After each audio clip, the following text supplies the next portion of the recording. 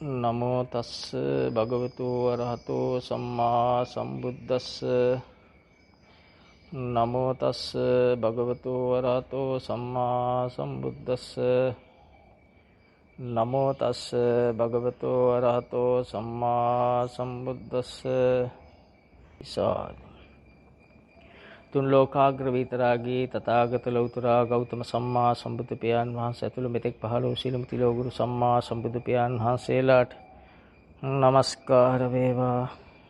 මේ ධර්ම සාකච්ඡාවේ සියලු ශක්තිය තුන් ලෝකයාගේ හිතසුව පිණිස නිවන් මඟ උදෙසාම හේතු වාසනා වේවා. තුන් ලෝක වාසීන්ම ධර්ම ශ්‍රවණය කරන්නට සූදානම් වෙන මොහොත බොහොම දුර්ලභ අවස්ථාවක් සද්ධර්ම ශ්‍රවණය කරන්නට ලැබෙන එක. ලෞතර සම්මා සම්බුදු පියාණන් වහන්සේ කෙනෙක් අපිට සම්බන්ධ වෙන්නේ ධහම තුලින්මයි. ධහම අවබෝධ වෙනකොට ලෞතර සම්මා සම්බුදුන් වහන්සේ අපිට ඇසුරු වෙනවා ධහම තුලින්. එතකොට බුද්ධ වචනය අවබෝධ කරගත්ත කෙනෙක් බුදුන් වහන්සේ කොයි වගේ උත්මේද්ද කියලා සියුම්ම දකින්න ගන්නවා. ඊටාම සරල මට්ටමින් එහුට අහු වෙන මට්ටමින් ඔහු දකින්න ගන්න මොහොත. සම්මා සම්බුදුන් වහන්සේ කෙනෙක් ලෝකෙට මොනවද දේශනා කරේ කියලා අවබෝධ කරගන්න කෙනෙක් තමාව දකිනවා. තමාගේ ඇත්තටම නැපෙනී තිබුණු චිත්තසංතානේ කිලිටි වෙමින් තමන් සංසාරයට ගියේ මෙන්න මේ හේතු නිසා කියලා තමන්ට අවබෝධ වෙනකොට තමන් අහපු සද්ධර්මයේ තමන් තුළ ජීවමාන වෙනවා දකිනකොට ඊට වඩා ප්‍රීතියක් මේ ලෝකේ නැති බව ඔහුටම දැනෙනවා. ඊට වඩා සතුටක් නැති බව ඔහුට දැනෙනවා. අන්නේ උතුම් සත්‍ය වූ ධර්මය සොයාගෙන යන තුන් ලෝක වාසීන්ට සසර බය දැනෙන මේ මොහොතේ මේ ලෝකේ කවුරුත් එක ගොඩක අමාරුව වැටිලා දඟලද්දී හැම තැනම අමාරු අසහනයටපත් වෙලා පීඩාවටපත් වෙලා තිබුණු නිදහසක් නැති වෙලා මේ ලෝක ධර්මතාවකට අනුව මේ පරිසරයේ විකෘති වෙද්දී අපමණ මැරෙන මිනිස්සු අතර අපිට අවබෝධ කරගන්න තියෙන මේ ජීවිතයේ තියෙන අනිත්‍යතාව, මේ අවබෝධය උදව් කරගෙන නිර්මල දහම අවබෝධ කරගත්තොත්, ඒක ජීවිතයට සම්බන්ධ කරගත්තොත් අපි හැම කෙනාම මේ දුක තියෙද්දිම දුකෙන් නිදහස් වෙනවා. මේ සංසාරේ ප්‍රශ්න තියෙද්දිම ප්‍රශ්න නැති කෙනෙක් බවට පත් වෙනවා. ඔහුගේ හිත සුද්ධ වෙනවා. හිත අපිරිසිදු වෙලා තිබුණු හිත සුද්ධ වෙන්න ගන්නවා. ඔහුට දැනෙන්න ගන්නවා ඔහු වෙනස් වෙන බව. ඔහුට පෙර නොතිබුණු හිතේ සැහැල්ලුවක් හට ගන්න බව දැනෙනවා. හිතේ මහා ප්‍රීතියක් හට ගන්න බව දැනෙනවා. මේ දහම අහනකොට මෙච්චර සතුටක් නම් දහම භාවිතා කරනකොට මේ සතුට ජීවිතේ ස්ථිර වෙනවා. ඒක තමයි අපි මේ ලබා ගන්නට උත්සාහ කරන්නේ. පළමුව එකපාරටම මේ දහම අහපු ගමන් ශ්‍රවණය කරපු ගමන් මහා බලයක් සකස් නොවෙන්නට පුළුවන්. සකස් වෙන අය ඇති. ඒ මහා සසර පුරුද්ද දියුණු අය, ශ්‍රද්ධාව බලවත් අය, සසර බය දැඩිව දැනිච්ච පිරිසට මේක ගොඩ මහා වාසනාවන්ත ජීවිත වෙනසක් වෙනවා. අනිත් අයට සියුම්ව වෙන්න පටන් ගන්නවා. කෙසේ හෝ මේ සසරේ මේ මොහොතේ තියෙන මේ ලෝකේ තියෙන ස්වභාවය දැක්කොත් ඔබට එදා සිද්ධාර්ථ මහ බෝසතාණන් වහන්සේ සතර පෙරමින්ති දැකලා ඒව කෙරෙහි කලකිරිලා මේකෙන් මිදෙන්න මාර්ගය සොයා ගන්නට උදව් වුණු ධර්ම අද මේ මනවින් අපිට පේන්න තියෙන ලෝකෙ දෙස බැලුවම මේ හැම කෙනාටම මේ ධර්ම කරුණු ජීවිතෙන් ගලප බලනකොට දැනෙයි. තමන් ඒ කිසි දෙයකින් කම්පන වෙන, අසහනයටපත් නොවන බුදුහාමුදුරුවන්ගේ සරණ යන උපාසකෙක් උපාසිකාවක් වෙන බව තමන්ට දැනේ. එතකොට මේ ධර්ම ශ්‍රවණය කරන කෙනෙකුට දැනෙන දේ තමයි පළමුවම තමන්ගේ හිතට මේ ඇසට රූප පේනකොට රාග දේශ මොහ පහළ වෙනවා. ශබ්ද ආනකොට රාග දේශ මොහ පහළ වෙනවා. ගන්ධය දැනෙනකොට ඒවා එක්ක රාග දේශ මොහයන් පහළ වෙනවා. රසයන් දැනෙනකොට ඒවත් එක්ක රාග දේශ මොහ පහළ වෙනවා. කයට ස්පර්ශයන් ගැටෙනකොට ඒවත් එක්ක රාග දේශ මොහ පහළ වෙනවා. මනසේ මතකයන් අවදි වෙනකොට ඒ ධර්මතාවන් අවදි වෙනකොටත් රාග දේශ මොහයන් පහළ වෙන බව ජීවිතෙන් Tamanට මේ දහම ඇහුවට පස්සේ සිත දේශ බලාගෙන ඉන්න කෙනෙකුට තමන්ගේ සංකල්ප දේශ බලාගෙන ඉන්න කෙනෙකුට මනාව අවබෝධ වෙන්න ගන්නවා. උට තේරෙනවා මෙන්න මේ රාග දේශ මොහ අකුසල් නම් මාට ඇසුරු වෙලා තියෙන්නේ සංකල්ප ඇසුරු වෙනවා කියලා ඒවත් එක්ක කෙලෙස් කියලා. මේ රාග දේශ මොහ නැවති කෙලෙස් කියලා. එතකොට මේ කෙලෙස් බීජ වශයෙන් ඊළඟ භවයට තමන්ට යන්න පාර සකස් කරන බව මේ සනාතන දහම අහන කෙනෙකුට මේවා දකින වාරයක් ගානේ පෙනෙනවා. පෙනෙනකොට ඔහුට පුදුම බයක් ඔහු ගැන. ඔහුගේ ජීවිත ක්‍රියාකාරීත්වය ගැන ඔහුට බයක් එනවා. අද මේ මනුස්ස භවයේ ලැබුවත් මේ මනුස්ස භවයේ සතුටින් ඉන්න කොච්චර අමාරුද? එහෙනම් මීට වඩා දුගති කොච්චර භයානකද? අපි මියගිය අයට පින් දෙන්නේ වුන් කොහේ හරි අභව්‍ය ස්ථානයක ඉන්නෝ කියලා හිතාගෙන. මගපල ලැබලා නම් පින් දෙන්න ඕනේ නැහැ. නමුත් අභව්‍ය ස්ථාන ගත වෙලා කියලා අනුමාන වෙනවා අපිට. මොකද අපි දන්නවා මගපල ලැබුවේ නැහැ කියලා. එහෙනම් ඔවුන් දුගති වල ඉන්න බව කොහේ හරි අතරමං වුණ බව දන්නවා. අපි පින් දෙනවා. ඔවුන් කරපු පින් මතු වෙනවා එතකොට. පින් ගන්න පුළුවන් අය කියන්නේ පින් මතු වෙන ශක්තිය තියෙන පෙර පින් කරපු අයට. පින් දෙනකොට ඔවුන් පිනින් දේව මට්ටම් වලට උසස් මට්ටම් වලටපත් වෙලා తాවකාලික සුවයක් ලබන එතෙන්ට යනවා. පින් නොකර තිබුණොත් පින් දුන්නා කියලා උන්ට එකෙන් වෙනස් වෙන්නේ නැහැ. පින් එකතු වෙන්න ගන්නවා විතරයි. පිනට අකමැති පිරිස් ඕන තරම් මේ ලෝකේ අදත් ඉන්නවා. එහෙනම් එයින් කෙනෙක් නම් මැරිලා තියෙන්නේ Tamange. ඔහුට පින් දීලා වෙනස් කරන්න පුළුවන්ද කියලා ඔබ හිතලා බලන්න. ඔබට දැන් උනා පින් දහම වැඩක් කරන්න එන්න කිව්වම ඔබේ හිතට මොනවද එන්නේ? ඒවට කැමැත්ත එනවද? විරුද්ධකමක් එනවද? කෙනෙක් පිනක් කරනකොට ඔබේ හිතට ඒ සඳහා කැමැත්තක් එනවනම් ඔබ කළ පිනක් වගේ ඒක. ඔබ කෙනෙක් පිනක් කරනකොට ඔබට ඊර්ෂ්‍යාවක් හතුරුකමක් එනවනම් ක්‍රෝධයක් එනවනම් ඔබ ඒ උතුම් වැඩේට අකුල් හෙලන මහා අකුසලයක් කරගන්න කෙනෙක්මයි. සමහරට ඒ පින කරන්නේ ඔබ සම්මත ලෝකේ හිතන් ඉන්න හතුරෙක් වෙන්න පුළුවන්. ඔබ ඔහුට දහම්මස පහළ වේවා කියලා හිතලා නම් ඒ පින කරන වෙලාවේ සාදුකාර දුන්නා නම් හිත යටපත් කරගෙන හිතේ පහළ වෙන කෙලෙස් ඔහුට විරුද්ධව ඒ හතුරට විරුද්ධව කෙලෙස් පහළ වෙන්නේ ඔබට. ඒ පහළ වෙද්දී ඔබ ඒව යටපත් කොට ඇසුරු නොකොට අනේ පිනින් ඔහු හොඳ කෙනෙක් වෙලා සසරින් ගැලවේවා කියලා හිතනනම් ඒ පින ඔබ කළ පිනක්මයි. ඒ මෛත්‍රිය වඩන හැටි හිතලා බලන්න අපේ ජීවිතේ ක්‍රියාත්මක වෙනවද මේ විදියට? නැත. බොහොම දුර්ලභ අවස්ථාවක්. කීප දෙනෙකුට වෙනවා ඇති. ඒ කීප දෙනා අතරට මේ දහම අහන ඔබපත් වෙන්න. කවුරු හොඳ වැඩක් කරනවා නම් සතුටු වෙන්න පුරුදු කරගන්න. ලෝකයේ හොඳ වැඩ සඳහා පොළඹවන්න. වෙන බේරීමක් නැහැ. ඒ මං කතා කරේ සම්මත ලෝකේ తాවකාලිකව හරි බේරෙන්න තියෙන පින් දහම් කරලා. දහම අවබෝධ කරගෙන සංසාර කතරෙම කවදාවත් ජරාවටපත් නොවන, ලෙඩකටපත් නොවන, ව්‍යාධියකට, මරණයකටපත් නොවන ඒ අජරාමර නිවනටපත් වෙන්න තියෙන එකම මඟ උතුම් සද්ධර්ම ශ්‍රවණය. අන්නේ දහම අහපු කෙනෙක්, ධර්ම ශ්‍රවණය කරපු කෙනෙක් අර පින් දහම් කරමින් ඔහු දහම් රසය විඳිමින් දහම භාවිතා කරමින් ඔහුගේ ජීවිතේ බොහොම උසස් කරගන්නවා. කෙනෙක් පහත් කෙනෙක් වෙන්නේ කරන ක්‍රියාවේ තියෙන ඒ මොහොතේ ක්‍රියාත්මක කරන ක්‍රියාව තුළ තියෙන කෙලෙස් නිසා. පිටායට නොදැනුණත් ඔහු දන්නෝ ඔහුට ඇසිරුණේ කෙලෙස් කියලා. සමහරට ඔහු ගැන බලන්න කාලයක් නැතුව ඇති, දන්නෙත් නැතුව ඇති. එම නිසා නොපෙනෙනවත් ඇති. පෙනෙන අයත් ඇති. වරදක් කරද්දි මට මේ වරදක් සිද්ධ වෙන්නේ, මම මේ වැරදි වැඩක් කරන්න කියලා පෙනි වැරදි කරන අය ඇති. එයාලට බේරෙන්න ක්‍රමේ තියෙනවා. බේරෙන්න කල් වෙලා තියෙනවා. මොකද ඔහුට පේන නිසා. නොපෙනෙන නොදන්න කෙනා කෙසේනම් ගැලවෙයිද? මෙන්න මේ විදිහටයි සමාජෙ බෙදිලා තියෙන්නේ. මම මේ ටිකක් ඔබට බෙදලා පෙන්නුවේ. මීටත් වඩා බෙදන්න පුළුවන්. නමුත් අපි මේ ප්‍රමාණය දැනගත්තම ඔබ කවුද කියලා ඔබ බලන්න. සසරේ මොන දේ මතක් වුණත් භවයට වැටෙනවා. මරණාසන්න වෙලාවේ මොකක් මතක් වුණත් ඔහු ඒක බීජ ටික වෙනවා. නැවත පැලවෙන්න, එහෙම නැත්නම් නැවතත් උපදින්න හේතුව වෙනවා. ඒ මතක් වෙන හැමදේම සංස්කාර විදියට, අනිත්‍ය විදියට, දුක් විදියට, අනාත්ම විදියට බැලුවොත් ඔහු මගඵල ලැබපු කෙනෙක්. මාර්ග ඥාන ලබාගත් කෙනෙක්. ඔහු දිව්‍ය සභාවලට මහේසාක්‍ය වෙලා උපදිනවා. උත්තරීතර වූ බුදු බලය තුල ඵලයටපත් වූ උතුමෙක් වෙලා උපදිනවා. මොකද ගමන ඉවර කරලා නැති නිසා, කෙලෙස් ධර්මයන් සම්පූර්ණ හිඳිලා නැති නිසා ඔහු නැවත උපදිනවා. සෝවාන් වුණත් සකෘදාගාමී වුණත් අනාගාමී වුණත් භවයේ කොහේ හරි පහළ වෙනවා. රහතන් වහන්සේ තමයි නැවත ජරාවටපත් වෙන, ලෙඩටපත් වෙන, මරණයටපත් වෙන තැනින් ගැලවුණේ.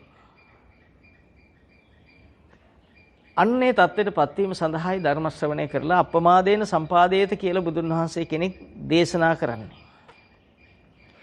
ප්‍රථම කෙනා දහම අහන කෙනා ප්‍රථමයෙන්මපත් වෙන්නේ සෝවාන් ඵලයට. සෝවාන් ඵලයටපත් වෙනවා නම් සෝවාන් මාර්ගයටපත් වෙනවා. මාර්ගය කියන්නේ බුද්ධ වචනය භාවිතා කරන හැටි. සෝවාන් වෙනවා කියන්නේ තමන්ගේ හිත සුද්ධ කරන්න පටන් ගන්න තැන. තමන්ගේ කෙලෙස් ධර්මයන් ඇසුරු නොකර ඉන්න ආරම්භ කරන තැන, අවබෝධයෙන් කෙලෙස් ඇසුරු නොකර ඉන්න පටන් ගන්න තැන. මම මෙච්චර විග්‍රහයක් කරන්නේ නොතේරෙන අයටත් තේරුම් ගන්න ඕන නිසා.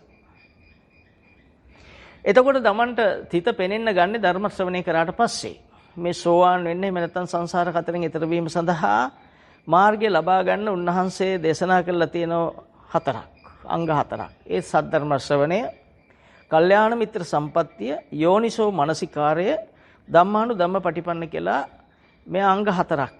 ජීවිතේ සිද්ධ විය යුතු ආකාරයන් හතරක්. ස්ථීර වශයෙන්ම සිද්ධ වෙන්නටම ඕන. පසේ බුදුරෙක් ලෞතර සම්මා සම්බුදුන් වහන්සේ කෙනෙක් හැර මේ සියලු දෙනාම ඔය සම්බෝධියෙන් තමයි සසර කතරෙන් ඈතර වෙන්නේ. සද්ධර්ම ශ්‍රවණය.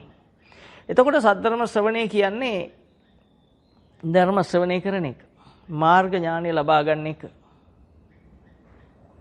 එතකොට කල්යාණ මිත්‍රෙක් බවට ධර්ම දේශකයාත් දහමත් කල්යාණ මිත්‍ර භාවයට Taman තුලපත් වෙනවා. දහම් පිළිබඳ ආසාව ඇති වෙනවා. එතකොට දැන් සද්ධර්ම ශ්‍රවණය කරන කෙනාට කල්යාණ මිත්‍ර භාවය වැඩෙනකොට ඔහු තුල ගැළපිලා පේන ඥාන පහළ වෙන්න ගන්නවා.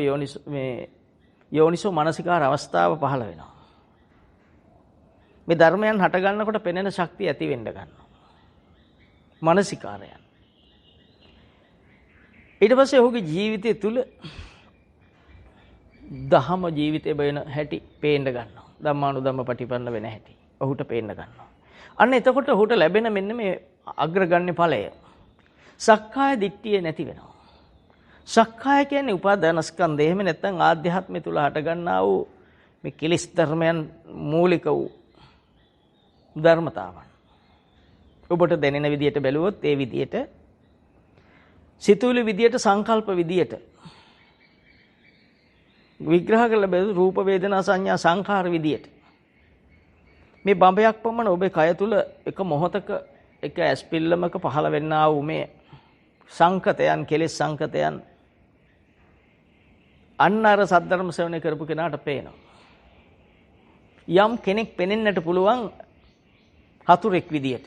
අපි ඒ උපමාවම අරගෙන විග්‍රහ කරලා බැලුවොත් ඔහු හතුරෙක් විදියට පෙනෙනවා කියන්නේ ඔහුගේ හිත තුළ රූපයක් ජනිත වෙලා අතීත වෙන තමන් ඇසුරු කළා වූ අනාගතයට බර ඒත් ඇසුරු කරා වූ අස්තංගෙට ගියා වූ රූප මනස තුල පහළ වෙලා. අවුට පේන්න ඕනේ එක රූපය ඉති රූපං රූපං සමුදය රූපං අස්තංග. මේ රූපේ සමුදය වීම, පහළ වීම, මේ පැවතීම, මේ නැතිවීම කියලා ඔහුට හොඳ විග්‍රහයකට එන්න පුළුවන්. එතකොට මේ රූපය නිසා මේ ස්පර්ශයත් එක්කම ඒ ඇස රූපේ ගැටුණු නිසා ඒ ස්පර්ශයත් එක්ක දැනුණු වේදනාව සුඛ වේදනාවක් වෙන්නට පුළුවන්. එක්ක දුක වේදනාවක් වෙන්නට පුළුවන්. එක්ක අදුක්කම සුඛ. එහෙම නැත්නම් සැප අඩු දුක අඩු වේදනාවක් දැනීමක් වෙන්නට පුළුවන්. ඒව තමා විසින් දැක අවබෝධ කරගත යුතුමයි. වේදනාව. මේවා බෑ කියලා හිතෙන් ලත වෙන්න එපා. මෙච්චර විග්‍රහයකට වැඩි යන්න අකමැතිත් ඒක තේරෙනව අඩු නිසා. වේදනාව. ඊළඟට සංඥාව. සංඥාව කියන්නේ අනිත් ඒවායි වෙන්කොට තමා අසුරු කරන දේ විතරක් ප්‍රධාන කොට පෙන්වන බලය. දැන් අරය හතුර නම් හතුර කියන දේම ප්‍රධාන කොට පෙන්වනවා අනිත් ඒවායි වෙන් කරලා. ඒක තමයි සංඥාව කියන්නේ. ඒකත් තමගේ මනසෙම පහළ වූ ස්වභාවය. දැන් සිත පවතින ස්වභාවය. ආධ්‍යාත්මිකයි පවතින ස්වභාවය. එතකොට සංඥාව. ද රූපේ ඇසුරු වෙන්නේ සංඥාව මුල් කොට. සංඥා නිදානානි ප්‍රපංච සංකා. සංඥාව ඇතුළේ නිදන්ගත වෙලා තියෙන මේ කෙලෙස් ප්‍රපංචක කියන්නේ කෙලෙස් සංඥාවක් විදියට තියෙන්නේ. සසඤ්ඤම්මේ සමනකේ ලෝකේ. මේ සංඥාව මනසමයි. සංඥාව යනු මනසමයි. මොන සූත්‍රෙන් ගත්තත්, රෝහිතස්ස සූත්‍රෙන් ගත්තත්, කොතනින් ගත්තත් එන්නේ එකමයි. එතකොට මනෝ පුබ්බංගම ධම්මා. මේ මනස කියන්නේ ධර්මතාවක්මයි. ධර්මාරම්මණයක්මයි. මනංච පටිච්ච ධම්මේ උප්පජ්ජති. මේ සංඥාව වෙන්කරනද මං ඔබට කොතනකින් හෝ අල්ලගන්න උවමනා නිසා මම මේ විග්‍රහය කරේ.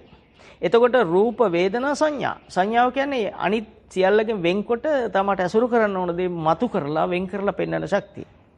සංඛාර සිත කය වචනේ ඒකත් එක්ක ක්‍රියාත්මක වෙන හැටි. සිත වැඩ කරන්නේ සංඥාවට අනුව. කය වැඩ කරන්නේ සකස් වෙන්නේ ඒකට අනුව. වචන පහළ වෙන්නේ ඒකට අනුව. මේ සංඛාර. එකක්වත් ඔබ හදපුවා මෙතන නෑ. මෙතන හේතුඵලයක්. විඥානය දැන් ඔබේ දැනීම වශයෙන් තියෙන්නේ මොකද්ද? සකස් වෙච්ච දේ විතරයි. වෙන දෙයක් ඇසුරු කරන්න බෑ. වෙන දෙයක් ඇසුරු වෙන්නේ නැහැ.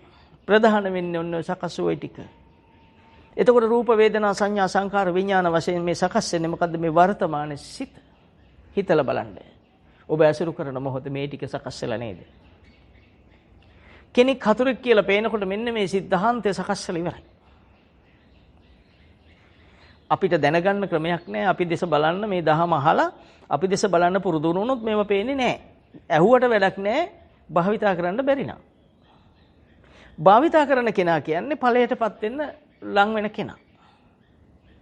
එතකොට ඔහු හඳුනනෝ මෙන්න සක්කාය කියන්නේ මෙන්න මේ ස්කන්ධ පහ. එතකොට ධම්මදින්න තෙරණියගෙන් අහනවා විසාක උපාසකයා පින්වත් ආර්යාවනි උපාදාන ස්කන්ධයයි උපාදානය දෙකක්ද කියලා. මේවා ඔබ දැනගත යුතුමයි මේවා. එතකොට ධම්මදින්න තෙරණිය කියනවා දෙකක් කියලා. කොපමණකින් දෙකක්ද?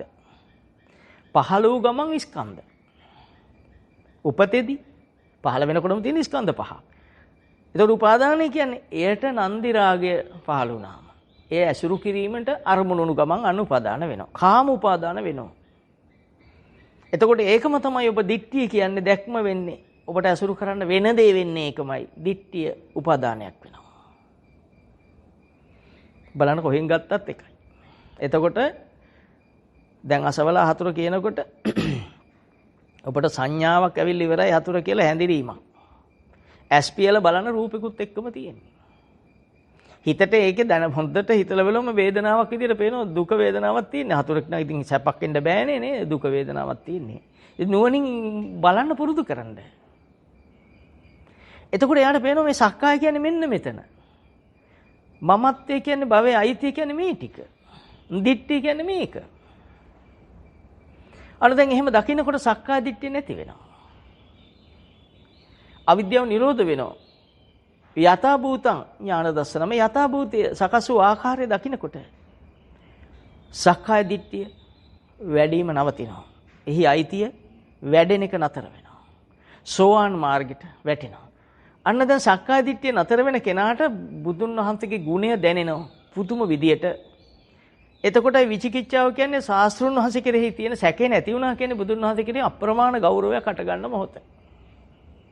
සෝවාන් වෙන මොහොත. සෝවාන් ඵලය යම් මට්ටමින් ස්ථිර කරගන්නට වෙර වීර්ය දරන මොහොත.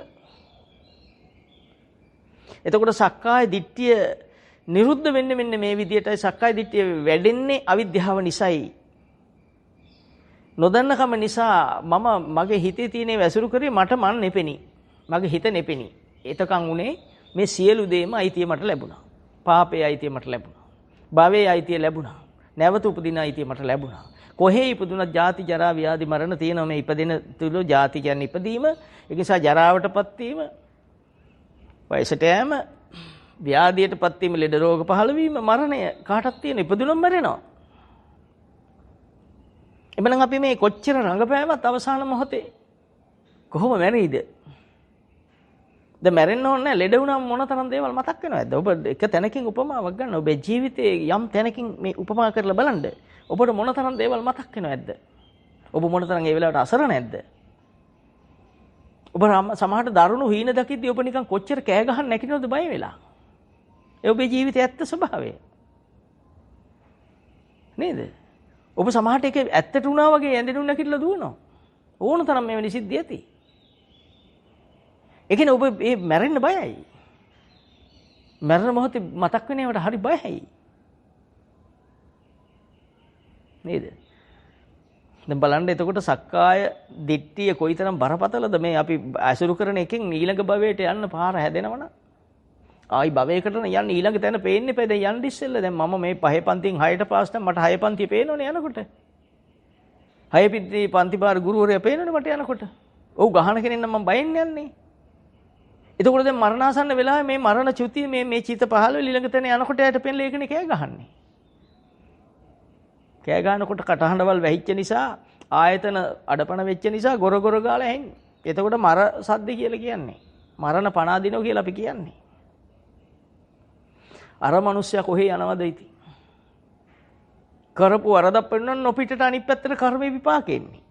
නරකක් කරා නම් විපාකයක් එන්නේ. හොඳක් කරා නම් ආනිසංසයක් එන්නේ. දේව මට්ටමට යන සාදුකාර කියන් මැරෙන්නේ. මැරෙන වෙලාවේ සතුටෙන් මැරෙන්නේ. වරදක් අපි කරලා නම් හොඳද වැරදිද කරේ දැන් ජීවිත කාලෙම මොනතරම් අපිට මතක් වෙන දේවල් ඇද්ද? පංච ශික්ෂා පදේ සීල් පද පහ රැකගෙන ඉන්නවා කියන එකට අනුව ජීවත් වුණා නම් අපිට බය වෙන්න දෙයක් නැහැ. මාර්ගඵලවලට නාවත් එයාට හොඳ තැනක් අයිති මරණය. මේ ටික කලට මොනවද කරේ කියලා දැන් ඔබට මැවෙන්න ඕන. මැරෙලාට බණ දානවා අපි. ඒ හොඳ දේවල් නේ දාන්නේ. ඉතින් හොඳ දිගටම දැම්මනම් හරිනේ. මරණ කිට්ටුව සංඝරත්නය කියලා බණ කියවනවා. ඉතින් හොඳයිනේ. කොච්චර ශ්‍රේෂ්ඨද? ඇයි ඒක දිගටම කරන්නේ නැත්තේ? මං අහන්නේ. ඇයි අඩු ගානේ සතියට දවසක් කරන්නේ නැත්තේ? ඒ අඩු ගානේ සති දෙකකට දවසක් නොකරන්නේ. ඇයි අඩු ගානේ මාසෙකට එන පොයේ දවසට මේක නොකරන්නේ? පැය 24 30ක් ගත කරලා 31 වෙනි දවසේ පොය ගත කරන්නේ නැත්තේ ඇයි පන්සලේ? අඩු ගානේ අපි එතනින් වැටුණා. එතකොට මේකේ තියෙන බරපතලකම වෙන්නේ මරණාසන්න වෙලාවේ යාට ඊළඟට යන තැන පේනවා. කෑ ගහන්න තියෙන මාධ්‍ය වැහිලා කටවල්. දැන් එයයි ගිහිල්ලා වැටෙනවා. പ്രേත ලෝකයකට, යක්ෂ ලෝකයකට, නිරයකට යනකොට ආදුනිකයට කොහොමද ඉන්න අය තඩි බානවා. ඔය මේ අය කරන්නේ රැග්ගකේ කියලා ඒක තමයි අනිත් මිනිහා තලලා දාන එක. හොඳ දෙයක් කියලා කරන්නේ වැරදි වැඩේ හොඳ දෙයක් කියලා නීතිගත කරන්නේ ඒක. දැන් එයා අතෙන්ට ගියාම අනිත් පෙරේතයෝ එයාට තඩි බානවා. එයාගේ ඔළුව අහපන් කනවා. ප්‍රේතයෝ අතර සටන්. නවකෙක් ආම එහෙමයි. ගමට උනත් අලුත් කෙනෙක් ආම වටේ ඉන්න අය වැඩි කතා කරන්නේ නැහැ ගෙම්බර් පෙන්නනවා. මම මේ උපමා නැති ගමට ගන්න උපමා ටිකක් මේ වයින් මේ දහම පහදලි කරන්න බෑ. නමුත් ආසන්න යම් හැඟීමක් ගන්න පුළුවන්. ඒ වගේ ඔබ නරක තැනට යනකොට ඔබ විතරයි යන්නේ ඔබට දැනෙනවා මේ යන ශක්තිය. යනවා කියලා කියන්නෙත් නෑ නොවන මේ හේතුඵලය වෙනස් වුණු ගමන් නොවන නිසා බුදුන් වහන්සේ කිව්වේ කෙනෙක් යයිද කියලා එසේම කියන්නේ නැත කිව්වා. එහෙම ආන්න එපයි කිව්වා. නොඇදිහුම එහෙමත් කියන්නේ නැතේ කිව්වා මාන්නත් එපා කිව්වා. තේරුණාද? ඒ ඔක්කොම තීන්දුව වෙන්නේ මෙන්න මේ ධර්මතාව මත. අවිද්‍යාව නිරෝධ නම් යන කෙනෙක් නැහැ. නොයනවා කියන්නේ කෙනෙක් නෙවෙයි ධර්මතාවක්. තේරුණා? නොයනවා කියන්නේ කෙනෙක් නෙවෙයි කෙනෙක් නෑ යනවා. ඒතකොට සක්කාය දිට්ඨිය තියෙනවා කියන්නේ ඊළඟ භවයට අපි යනවා. හොඳයි දැන් අපිට මතක් නොවන වෙලාවල් තියෙද? මතක් නොවන ඉන්ජෙක්ෂන් වර්ග තියෙනවද ලෝකේ හදලා? කොහෙවත් තියෙනවද? නැහැ. මතක් නොවන ශක්තිය දිනු කරන්න පුළුවන්ද? බෑ. මතක් වෙනවා කියන්නේ අපි දැන් ඔබ ඉන්න මම මේ සක්කාය දිට්ඨිය පොඩ්ඩක් මේ ටික විස්තර කරන්න ඕන කාටවත් දැනගන්න ඕන නිසා ඔබ රණ්ඩු වෙන තැනක හිටියොත් දෙපිරිසක් රණ්ඩු වෙන තැනක හිටියොත් ඔබ අයිති නෑ මේ රණ්ඩුවට ඔබ කොහෙද යන ගම් පේනෝ රණ්ඩුවක්. ඔබේ හිතටත් ආයුධ එනවා. එක්ක ගුටි ගන්න කෙනාට ගහන්න හිතෙනවා නැත්නම් ගහන කෙනාට ගහන්න හිතෙනවා. දැන් ඔබට ආවද මෛත්‍රියක් එතෙන්ද? ඕනනම් පොඩ්ඩක් ඒවි. ඒ එන්නේ අනික් කෙනාට ගහන්න හිතිලා. ගුටි කන කෙනා බේරන්න හිතෙන්නේ ගහන කෙනාට ගහන්න හිතිලා. දැන් ඔබේ ධර්මතාව ටික දැක්කද? අන්න එතන බලන්න. අපි හිතමු මේ උපමා ගන්නකොට පොඩ රිදෙයි. ගෙදර හදන පූසා ලේනෙක් අල්ලනවා. දැන් අපි ආදරේ කාටද? ලේනට ආදරේ නිසා පූසට ගහනවා. මේ ධර්මතාව දෙක දැන් අවබෝධ කරගන්න. ගෙදර හදන පූසා මීයක් අල්ලනවා. අපිට පූසා වීරෙක්. ගෙදර හදන පූසට මීයක් අල්ලගන්න බැරි වෙනවා. අපි පූසට නඩුකාරය බවට පත් වෙන වෙලාවේ. ඔන්න අපි කෙලෙස් රැස් කරපු හැටි. ඔන්න අපි ජීවිතේට පව් එකතු කරගත්ත හැටි. අපිට අපි නොපෙනුණු හැටි. අපිට මේක පෙන්වන්න ලෝකෙ කිසිම අධ්‍යාපන ක්‍රමයක් නොතිබුණු හැටි.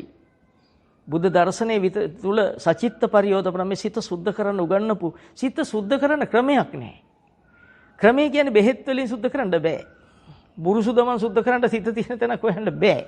සිත සුද්ධ වෙනවා කියන්නේ දහම ආයෝජනය වෙනකොට හිතට දහම ගලාගෙන එනකොට සිත සුද්ධ වෙනවා ඉබේම. ඒ දහමේ තියෙන බලය ඒකයි. අපිරිසිදු සිතක් සුද්ධ කරන ශක්තියට කියන්නේ සද්ධර්මය. මං හිතනවා මේ ඇයිට තේරෙනවා ඇති.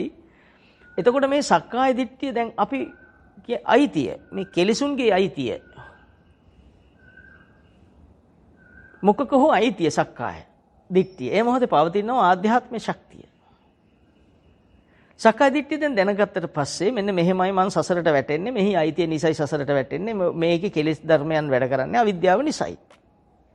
කෙලෙස් සහිත සිතක් ඇසුරු කරනවද නැද්ද? අපිට බලහත්කාරයෙන් නීති දාන්න පණවන්න බෑ. ඒක ඔබ සතු දෙයක්. ඔබේ ශ්‍රද්ධාව මත සිද්ධ වෙන්න ඕන දෙයක්. මෙන්න මට පහළෝ කෙලෙස් ටික. මේ රූපේ දකින්නකොට මට මෙහෙම රාගසිතක් ආවා. මේක මට අසාධාරණ නැද්ද සාධාරණද කියලා බලන්න මේකේ ආනිසංශ කෙටි ආදීනව බොහෝයි. මෙන්න හි කරලා බලන්න. කෙටි ආස්වාදයක් උදෙසා මහත් වූ ආදීනව ගන්නව නම් ඒකට ඉතින් අපිට කරන්න දෙයක් නැහැ. ඒකට බුදුරජාණන් වහන්සේටවත් කරන්න දෙයක් නැහැ. ඒක හිතලා බලන්න අදින් පස්සේ කෙටි ආස්වාදයක් උදෙසා කෙනෙකුට බනිනවා. බනින්න කැමැත්ත ආව නිසානේ. බනින්න චන්දරාගය ආව කැමැත්ත ආවා. බැන්නා. බැනන ටිකකින් මතක් වෙනවා බැන්න බව. එක්ක බැන්න මදි කියලා හිත අසහනයටපත් වෙනවා. එක්ක බැන්න අපරාධ කියලා හිත අසහනයටපත් වෙනවා. මේ ධර්මයන්ගේ වේදනීය බව ඔබට දැනෙනවා. මේ ධර්මතාවන අනාර්ථ ධර්මයන්ගේ වේදනීය බව දැනෙනවා. ඒ ඔබ යම් හොඳ පින්වන්තෙක් නම් ඔබ වරදක් කරාට ශනික කෝපෙට කරාට පස්සේ ඔහු පසුතැවෙන ගොඩක්. අපරාධි මං කරේ. අන්න බුදුහාමුදුරුවෝ කරන එක නවත්තන පාර කියලා දෙනවා. නේද? ක්‍රියාවට ප්‍රථම දහම මෙනෙහි කරන්න කියලා මාර්ග ඥානෙ දෙනවා අපිට. එතකොට අර එයාට එකපාරට හිත එනකොටම හිත පේනවා. එහෙම පේන්න ගන්න කාලයක් යනකොට මේක පාට නොවෙන්න පුළුවන්. නොපෙනේ නැත්නම් කෑ ගැහුවට ඉතින් ගණන් ගන්න එපා. පේන ඇත්ත ඉන්නා. සිත පහළ වෙනකොටම සිත කැඩපතක් වගේ පේනවා. මේක සංඥාවක් සංකාරයක් විඥානයක් කියලා විග්‍රහයේ සමගම එනවා. එතකොට උපන් රාගය වතුරු දහන් වෙනවා. අනසක්කාය නිරුද්ධ වෙන හැටි. දිට්ඨිය නිරුද්ධ වෙන හැටි. සාතුරුන් වහන්සේ කෙරේ අප්‍රමාණ ගෞරවයක් ඒ වෙලාවේ වැඩෙනවා. ඔබ වහන්සේ නිසාමයි මම මේ අද දින්නේ. දැන් ඔහුට තේරෙනවා මේ යම් පදයකට හිර වෙලා හිටි කාලේ මම 2යි 3යි සිල් පද රැක්කේ. එක්ක 5යි. දැන් මං ගාව ඊට වඩා එහාගේ අචින්ත වූ සීලයක් වැඩිලා. සීල වෘත පරාමාසයන් කියන්නේ සීල වෘතයන්. මම සීලයකට කොටු වෙලා හිටපු කාලේ ඉවරයි. දැන් ජීවිතේම සීලය වෙනවා. සිතින් කයින් වචනෙන් කිසිදු අකුසලයක් ඒ මොහොතේ කෙරෙන්නේ නැහැ. ඒ දකින මොහොතේ සිතින් කයින් වචනෙන් කිසිම ආකාරයක අකුසලයක් නොකරන මොහොත ඒ මොහොත. ඊළඟ මොහොතේ කරනවද නැද්ද අපි දන්නේ නැහැ. ඒක තමන්ගේ බැරිකම. අන්න සීලවෘත පරාමාස කැඩෙනවා. අන්න සෝවාන් ඥානය උඩ පහළ වෙනවා. ඔහුට ඊට පස්සේ පසු විපරමක් කරන්න. සිතුවිලි දෙක තුනක් ඒ මොහොතේ හටගන්න සංඥා සංකාර විඥානය දෙක තුනක් දැක දැක ඉඳපු කෙනෙක් බලන්න මට උණු දේ ප්‍රතිවික්ෂණ කළා ආපස්සට බලන්න පොඩ්ඩක්. ඔබට ඒ කෙලෙස උපන්න නේද? ඇසුරුණාද නැද්ද? ඇසුරුනේ නැහැ. මොකක් නිසාද? දහම නිසා. දෙවෙනි සිතුවිල්ලත් එහෙමයි. තුන්වෙනි සිතුවිල්ලත් එහෙම. එහෙනම් මම බේරිලා නේද? මට කෙලෙස් ඇසුරු වෙලා නැහැ නේද? අනේ සත්‍ය ඥානය, මේ කෘත්‍ය ඥානය, මෙහි ක්‍රියා ස්වභාවය දකින්න. මට දැන් ඇසුරු වෙලා නැහැ නේද කියලා ධර්මාලම්බන සතුට, මේ ධර්මයේ තියෙනා වූ අති සතුට ලබා ගන්නට. එතෙන්දි සතුට පහළ වෙනවා. එතෙන්දි ප්‍රීතිය පහළ වෙනවා. එතෙන්දි සුඛය පහළ වෙනවා, සැහැල්ලුව. පහළ වෙනවා. ආපස්සට බලන්න මං ඉස්සෙල්ල වෙනදනම් මම මේක ඇසුරු කරා නම් මම බැනලා තාම මං ගෙදර දොර බඩු මුට්ටු වීසි කරනවා. නෑ එක්කවත් ඔහුට බයිනවා. අද මම බේරිලා. කියලා ඔබට ආපස්සට පසු විපරමක් කරනකොට දැනෙනවා එතනින් ඊට වඩා වීරයක් වැඩෙනවා. මම හැම එකක්ම මේ විදියට කරනවා. මම බේරෙනවා. දැන් හොඳ වැඩ ක්‍රියාත්මක කරන්න පුළුවන් මෙහෙම බල බල. කෙලෙස් අස්කර කර හොඳ වැඩ ජීවිත වීම සඳහා කළ යුතු දෙයක් තිබේ නම් ක්‍රියාත්මක කළ හැක. ඔහුටම ආදර්ශ වෙනවා. අන්න දැන් සෝවාන් ඵලයට එන්න මාර්ග ඥාන උපදවගත්ත කෙනෙක් ස්ථිර වෙනතුරු ඒ කියන්නේ ඔහුට පේන බලය ස්ථිර වෙනතුරු සෝවාන් වෙනවා කියන්නේ ස්ථිර වෙනතුරු. ඔහු මහ වෙහසක් ගන්නවා. ඔහු ගාව තමයි වීරිය ආරම්භ වෙන්න ගන්නෙ. මේ සියල්ලටම කරන්න කිව්වේ සද්ධර්ම ශ්‍රවණය.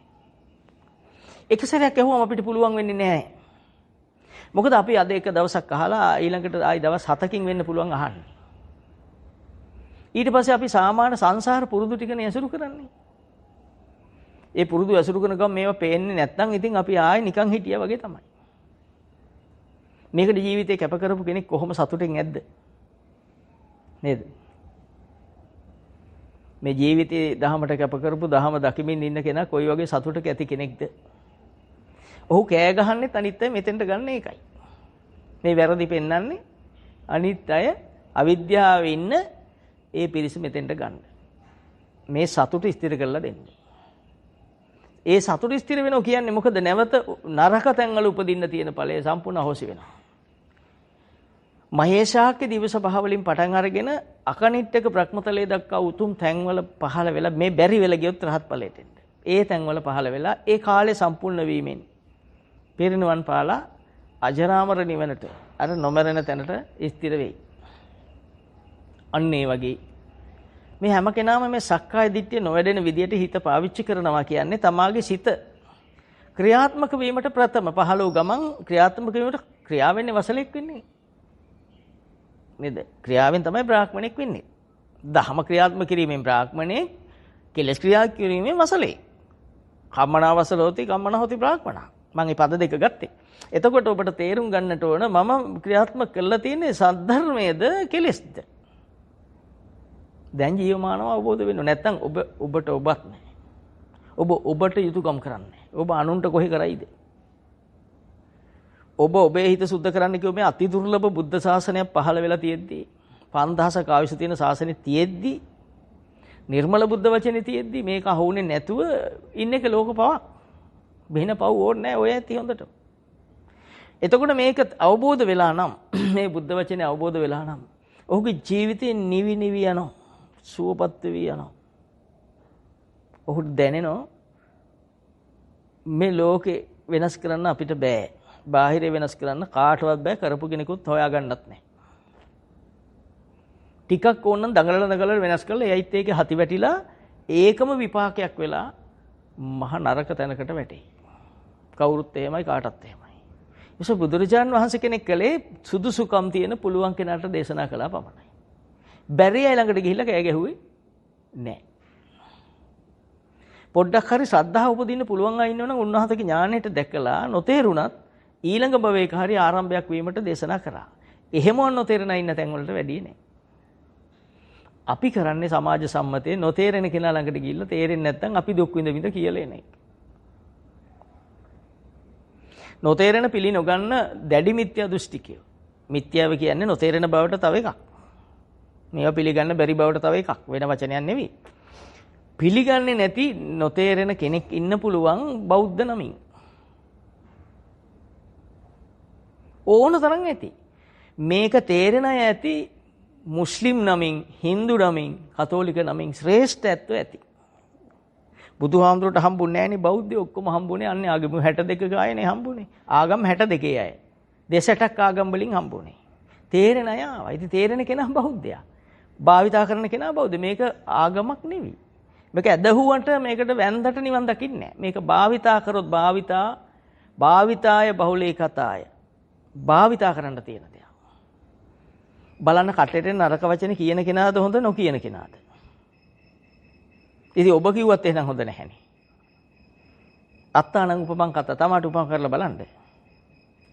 බුදුන් වහන්සේ හදලා තියෙන දරුණු අය අහිංසකයෝ කරා. සමාජයේ රාජ්‍ය පාලනය කරපු රජවරුන්ට උතුමන් සකස් කරලා දුන්නා. බලන්න නැද්ද කියලා. අඟුලිමාල මෙල්ල කරන්න කොසල් රජුර කොච්චර නැහුණද?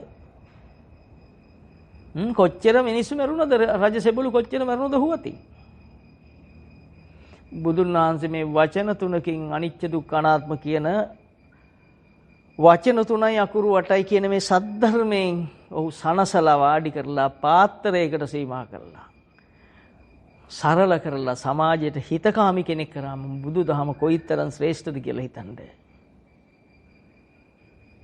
අපි මේ ගහගෙන මොකුත් ලබාගෙන තියනද? ගහගෙන සතුටෙන් බය නැතුව ඉන්නවද කවුරු? නෑ, පරාණ බය ඉන්නේ. හැම කෙනාම එහෙම. හැබැයි කියන්නේ නෑ. කියන්න බෑනේ. ඒ දිතරකම නිකම් නිවට කමක් වෙයි කියලා හිතෙන නිසා. හිතලා බලන්න ඔබ මරණාසන්න වෙලාවට මේ කරපු ටික තමයි මතකෙට එන්නේ. නේ අර මං කිව්ව රණ්ඩුවක් දකින්න පාරේ ගමනක් යන ගමන්. රණ්ඩුවක් දැක්කම ඔබ මේ වගේ දෙයකදී කරලා පුරුදු ඒවා මේ ආත්මේ පුරුදු ටික ඉස්සෙල්ලා එනවා. ටිකක් බලන් ඉන්නකොට තව ටිකක් දන්නකොට ඔබට නොදෙනෙන්න මේ ඔබට පුරුදු නැති ඒවත් එනවා. ඒ කියන්නේ මේ ආත්මේ ඒවා ටිකක් පුරුද්ද හුරුයි. පුරුද්ද හුරු නැති අදහසුත් එනවා මෙතෙන්ට කරන්න දේවල්. අන්නේ පෙර ආත්මවල කරපුවා. පුරුද්ද හිතා ගන්න බැරිය වෙනවා ඔබට හිතට. ඔබ බලන්න ඔබ දිහා බලලා නැහනේ. ඔබ දිහා දකින්න ඔබට වෙලාවක් තිබුණේ නැහනේ. අනුන් දිහා බලන් ඉන්න නිසානේ මේ ටික විපැත්ති නැස්පැත්ති ටික උනේ. තව ටිකක් බලන් ඉන්නකොට හීනෙකම හිතන්න බැරි යෝජනාවල් හෙතෙන්ට එනවා මේ රණ්ඩුවට. අන්තිමට එයයි එතන ඉන්නෝ කියලා මතකත් නැති වෙලා යනවා. එහෙම තැනක ඉන්න බව ගමනක් යන බව මතක නැහැ. ඒ තරම් කෙලෙස් ධර්මයන්ට පුළුවන් ඔබ අනාථෙක් කරලා දාන්න. ඔබ යම් කෙලෙසකට යොමු වුණොත් ඊළඟ මොහොතෙන්නේ කෙලෙසයක්. ඔබ ඒ කෙලෙසේ දැක්කොත් ක්ලේශයක් කියලා දැක්කොත් ඒ කෙලෙස් වලට වැට බැන්දොත් ඒ කෙලෙස් අනර්ථයි කියලා දැක්කොත් ඔබට විතරක් නෙමෙයි සමාජයටත් හොඳ නැහැ කියලා දැක්කොත් අන්න උපන්න අකුසල් පහ කරා වෙනවා. උපන්න අකුසල් පහ කරා කියන්නේ උපන්න අකුසල් නූපදිනවා. ඒකට තවත් එවැනි අකුසල් කියන මොනවද? රාග දේශ මොහ. ඒතර අකුසලයේ කියන්නේ මොකද්ද? ක්‍රියාත්මක නොකර ඉන්න මොහොත කුසලයේ කියන්නේ. ක්‍රියාත්මක නොකර ඉන්න මොහොත කුසලයේ, ක්‍රියාත්මක කරන මොහොත අකුසලයේ.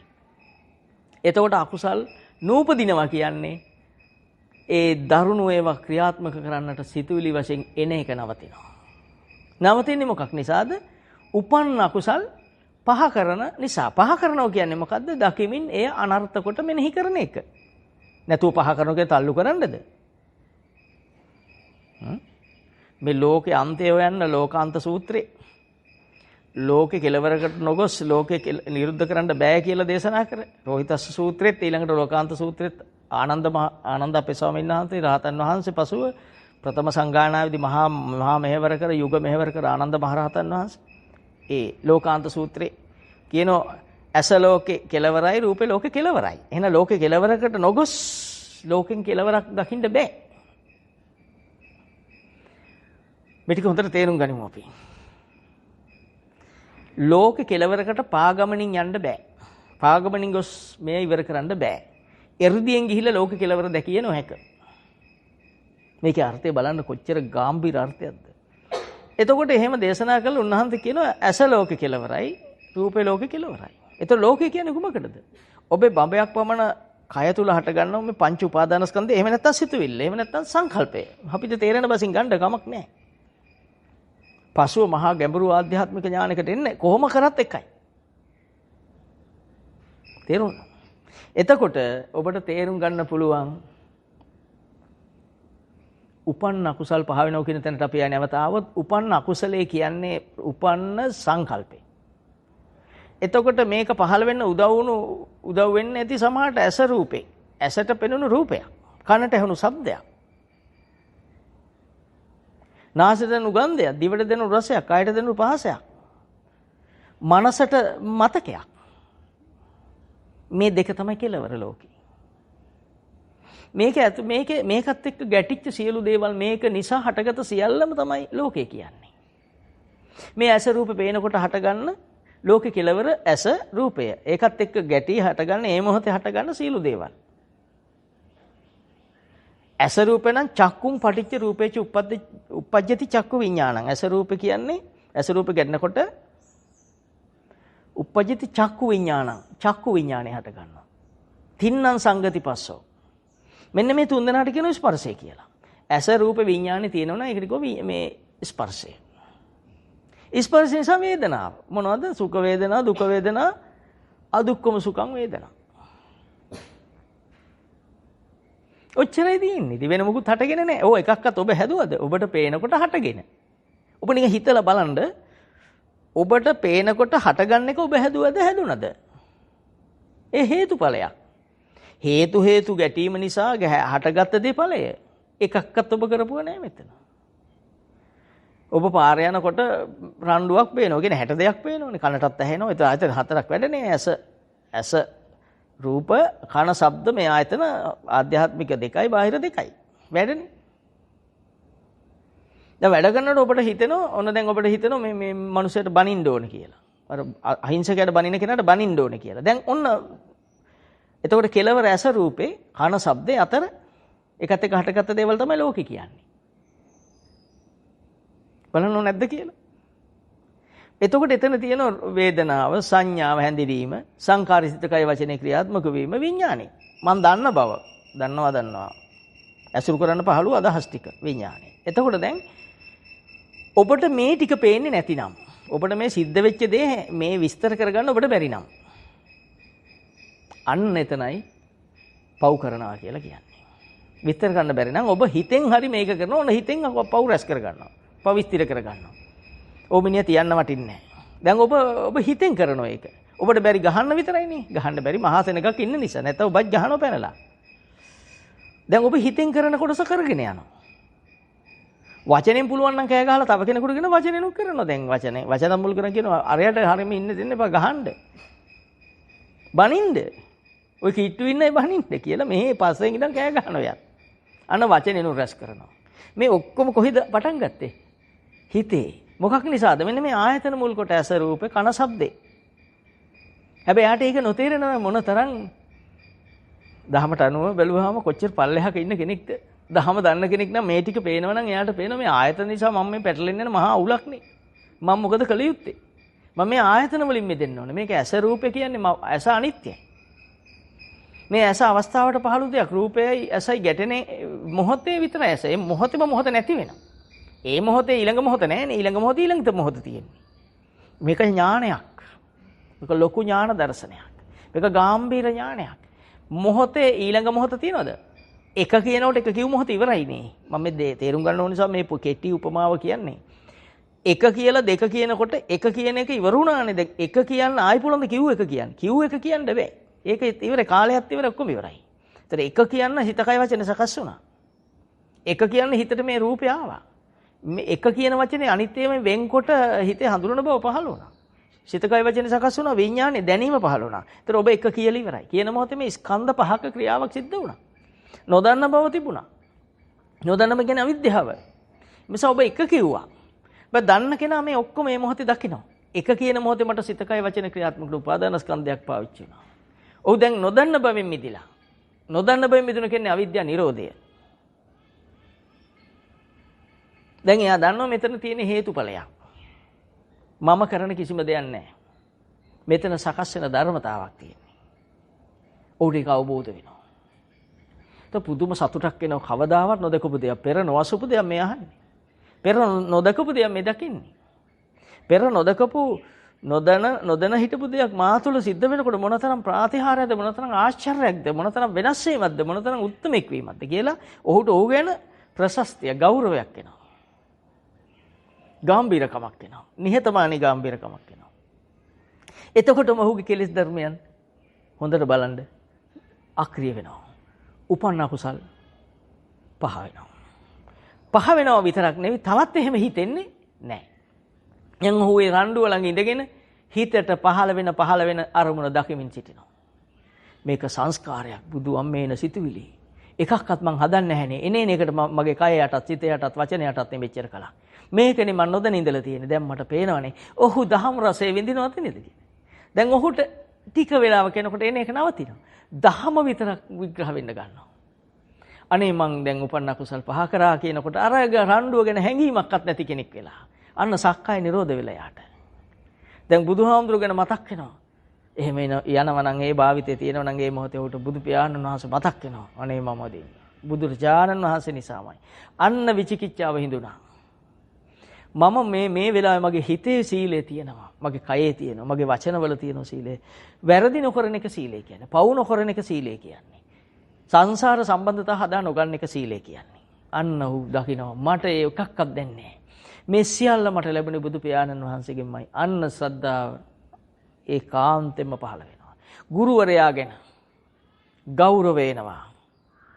කෙලෙහි ගුරු දන්න බව හිතට පහළ වෙනවා. නේද? තේරතේරි ගාතවල රහතන් වහන්සේලා රහත් වුණු ගමන් තමයි ගාත කියලා වෙන්නේ. උදාන ගාත කිව්වේ රහත් භාවයට. මාර්ගඵලවලටපත් වුණු ගමන්. පත් වෙලා පැයකින් නෙවි. පත් වෙලා පැය දෙකකින් නෙවි. අදපත් වෙලා හෙට වැඳේ නැහැ. හෙට වඳින එක හෙට වැඳිල්ලක්. අද ඒ මොහොතේ කෑ ගැහුණා.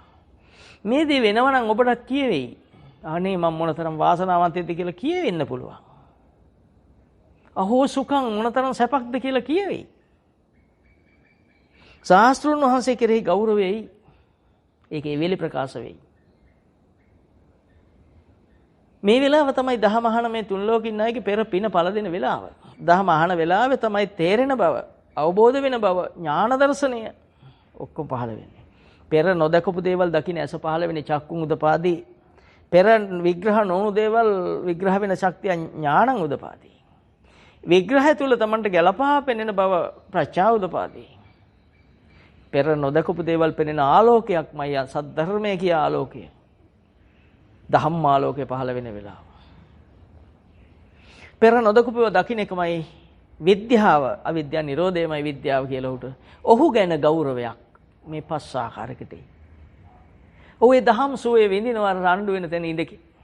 පැත්තකට වෙලා ඉන්න ගමන් ඔහුට අන්න ඊට පස්සේ එනවා අර කට්ටිය කරගන්න පවක්. අන්න මෛත්‍රිය වැඩෙන තැන. දැන් ඔහු යම් ඵලයකට පත් වෙලා කරන එක තමයි මෛත්‍රිය.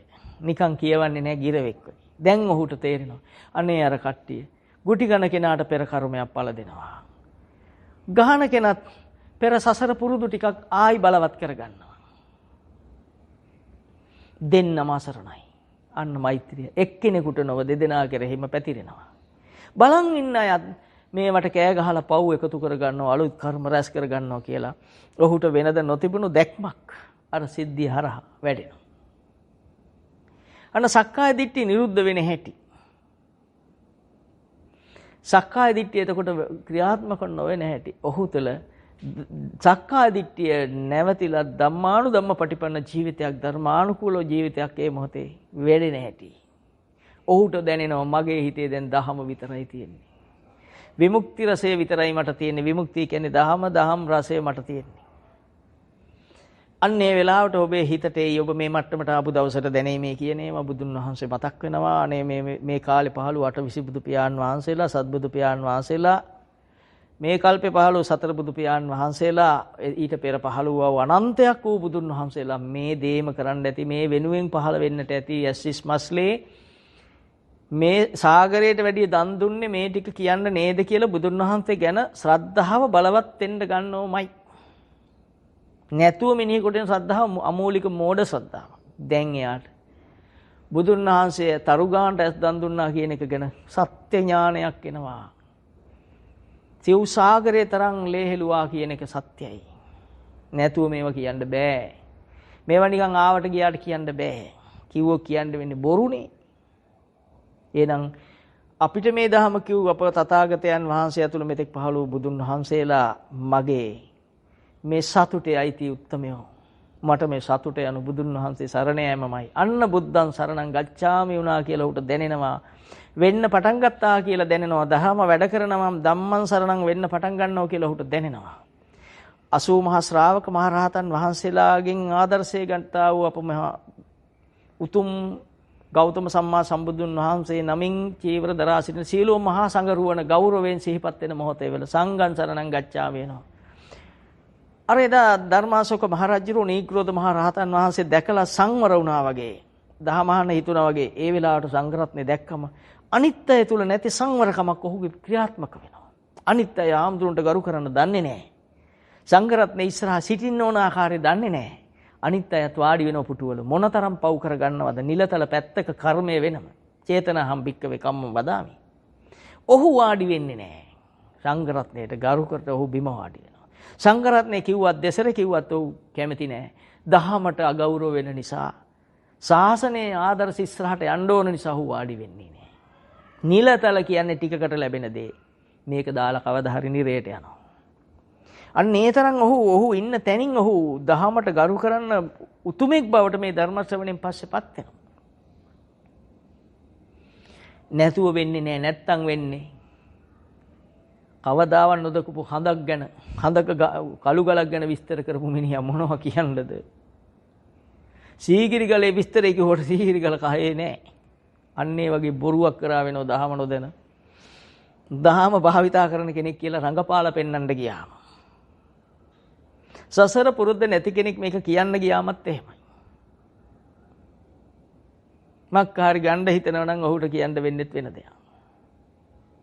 චතුරාර්ය සත්‍ය අවබෝධ කරනවා කියන්නේ තමා අවබෝධ කරගන්න එක. ඒ සංස්කාර ධර්මයන් රාග දේශ මොහ සහිත මේ අකුසලයන් දුකෙහි හට ගැනීම බව දකින.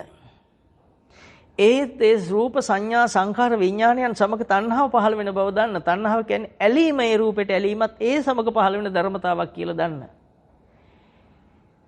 තණ්හාව පහළ වුණා කියන්නේ රූපේ සංඥාව පහළ වීමමයි.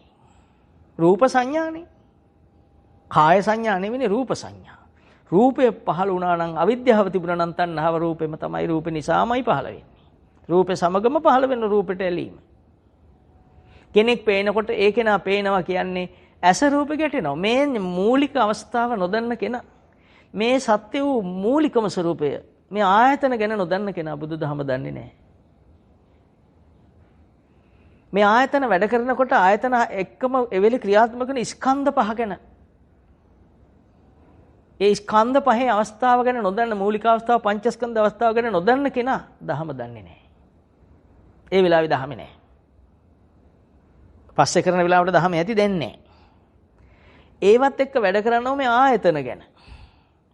ඇස කන නාසය දිව ශරීරය ආධ්‍යාත්මිකය තුලත් රූප ශබ්ද ගන්ධ රස ස්පර්ශ ධම්ම බාහිර ආයතන ලෙසත් පෙන්වන්නේ. ඇහැ එළියට ගිහිල්ලා රූපේ එළියදී ගැටෙන්නේ නැහැ. රූපේ ඇස තුල ගැටෙනවා නම් මේක කය තුලම වෙන සිද්ධියක්. එතකොට බහිද්ධාවා කාය, මේ බාහිර වෙන්නා වූ ක්‍රියාව සිද්ධ වෙන්නේ ඇතුලේ. බාහිර රූපේ හම්බෙන්නේ ඇසත් එක්ක ඇතුලේදී. මේක තමයි සංයෝජනය වෙනවා කියන්නේ. මේක තමයි ස්පර්ශය කියන්නේ. එතකොට ඇහත් එක්ක ගැටෙන රූපේ ඇසේ හෝ කොහේ හෝ ගැටෙනවා. දැන් හොයන්න අවශ්‍ය නැහැ. ඔය විග්‍රහ කරන්න. ඔබට ඒක තේරෙනවා. මටනේ පේන්නේ. එතකොට මේක මා තුල වෙන්නේ. එතන ආයතන සංයෝජනයක්. අන්න ආයතන විදියට දකිනවා. ඒ ආයතන සංයෝජන වෙන මොහොතේම හටගන්නා වූ, තමාට අසුරු වෙන්න හටගන්නා වූ පරිසර තත්ත්වේ රූප වේදනා සංඥා සංඛාර විඥාන කියන මේ ස්කන්ධ පහ. අවිද්‍යාව තිබුණොත් නේ නන්දි රාගයේ මුල් කොට උපාදානය වෙන්නේ. ස්කන්ධ විදියට දකින මොහොතේම පංචස්කන්ධයි. නැත්තම් උපාදානස්කන්ධයි. එතකොට මේ ස්කන්ධත් එක්ක වැඩ කරන ආයතන ආධ්‍යාත්මික 6යි බාහිර 6යි 12යි. ස්කන්ධ ආයතන ඒවත් එක්ක වැඩ කරන මේ කය සතර මහා ධාතු කය. ඔච්චරයි. ස්කන්ධ ආයතන ධාතු. සතර මහා ධාතු ගොඩක් මේ කය කියන්නේ. මට ඕන විදිහට තියෙන්නේ නැති එකක්. පීරනකොට අවුල් වෙනවා. කළු පාට ගන්නකොට සුදු වෙනවා. නූලක් ඉස්සිලා යටින් සුදු පාට පැච් එකක් තියෙනවා. ආයි ඇවිල්ලා කළු පාට උලනවා. උලනකොට ආයි ඊට පස්සෙන්ද බලනකොට ආයි නූලක් ඉස්සිලා. ඉතින් ඉන්න කේන්තියෙන් උලන්නේ. මේක කොච්චර ගාලත් ඉවරයක් නැහැ. මේ කියන්නේ කොණ්ඩේ ඩයි ගන්න එක. මේක පෙන්වන්නේ අනිත්‍ය පෙන්වන්නේ මේ කතාව ගත්තේ. ඉතින් රැවුලේ ගන්නවා. ගාලා ටිකක් කරන හවසේදී නූලක් විතර එනවනේ. එනකොට ඔෆිස් එකට යන්නේ කළු කෙනෙක්. හවස එනකොට යටින් අයිස්ක්‍රීම් හට්ටිය වගේ යටින් යාන්තම් සුදු වෙලා. පැය 24 ඩියුටියක් හිටියොත් ඉතින් එයා අරකට කුප්පියක් තරන් යන්නේ පැය ගන්න. මේක අනිත්‍ය ස්වභාවය කියන්නේ. අපිට ඕන විදිහට මේ සතර මහා ධාතු කය නෑ. ටිකක් වෙලෙදී දාඩිය දානවා. අර දාපු ටෙල්කම් වර්ග, අර මේ පේසල්, අර මේ ඔන්න ගස් ලැබු ගාපු ඔන්න දිය වෙන්න ගන්නවා. හොගාලා වැක්කිරිලා යනවා. ඇඳපු ඇඳුම රතුම පාටයි. අන්න මූණේ පාට දීලා තියෙන ටික දිය වෙන්න ගන්නවා. මේ ශරීරයේ අනිත්‍ය ස්වභාවය කියන්නේ. මේවා තේරුම් ගත්තම පුදුම සතුටක් නිහතමානීය. මේවා අහන්න සතුටුයි. මෝඩයා මේ අසත් කලබල වෙත්, ප්‍රඥාවන්තයෝ සසර පුරුදු ඇත්තෝ මේ අසත් සාදුකාර දිදී මේ වැළඳ ගනි. එයාට හිතන කාට පෙන්වන්නද? කවුරුවත් අනුන් දිහා බලනවද? ඔබ අනුන් දිහා බලම ඔබට එන්නේ ඊර්ෂ්‍යාවක්ද වෛරයක්ද ක්‍රෝධයක්ද? ඔබ එසේ හිතුණා නම් මේව කරන්නේ නැත. එතකොට මෙන්න මේ ධර්මතාවල් තියෙන හැටි මේ අපේ ආධ්‍යාත්මය තුල වැඩ කරන ආයතනත් එක්ක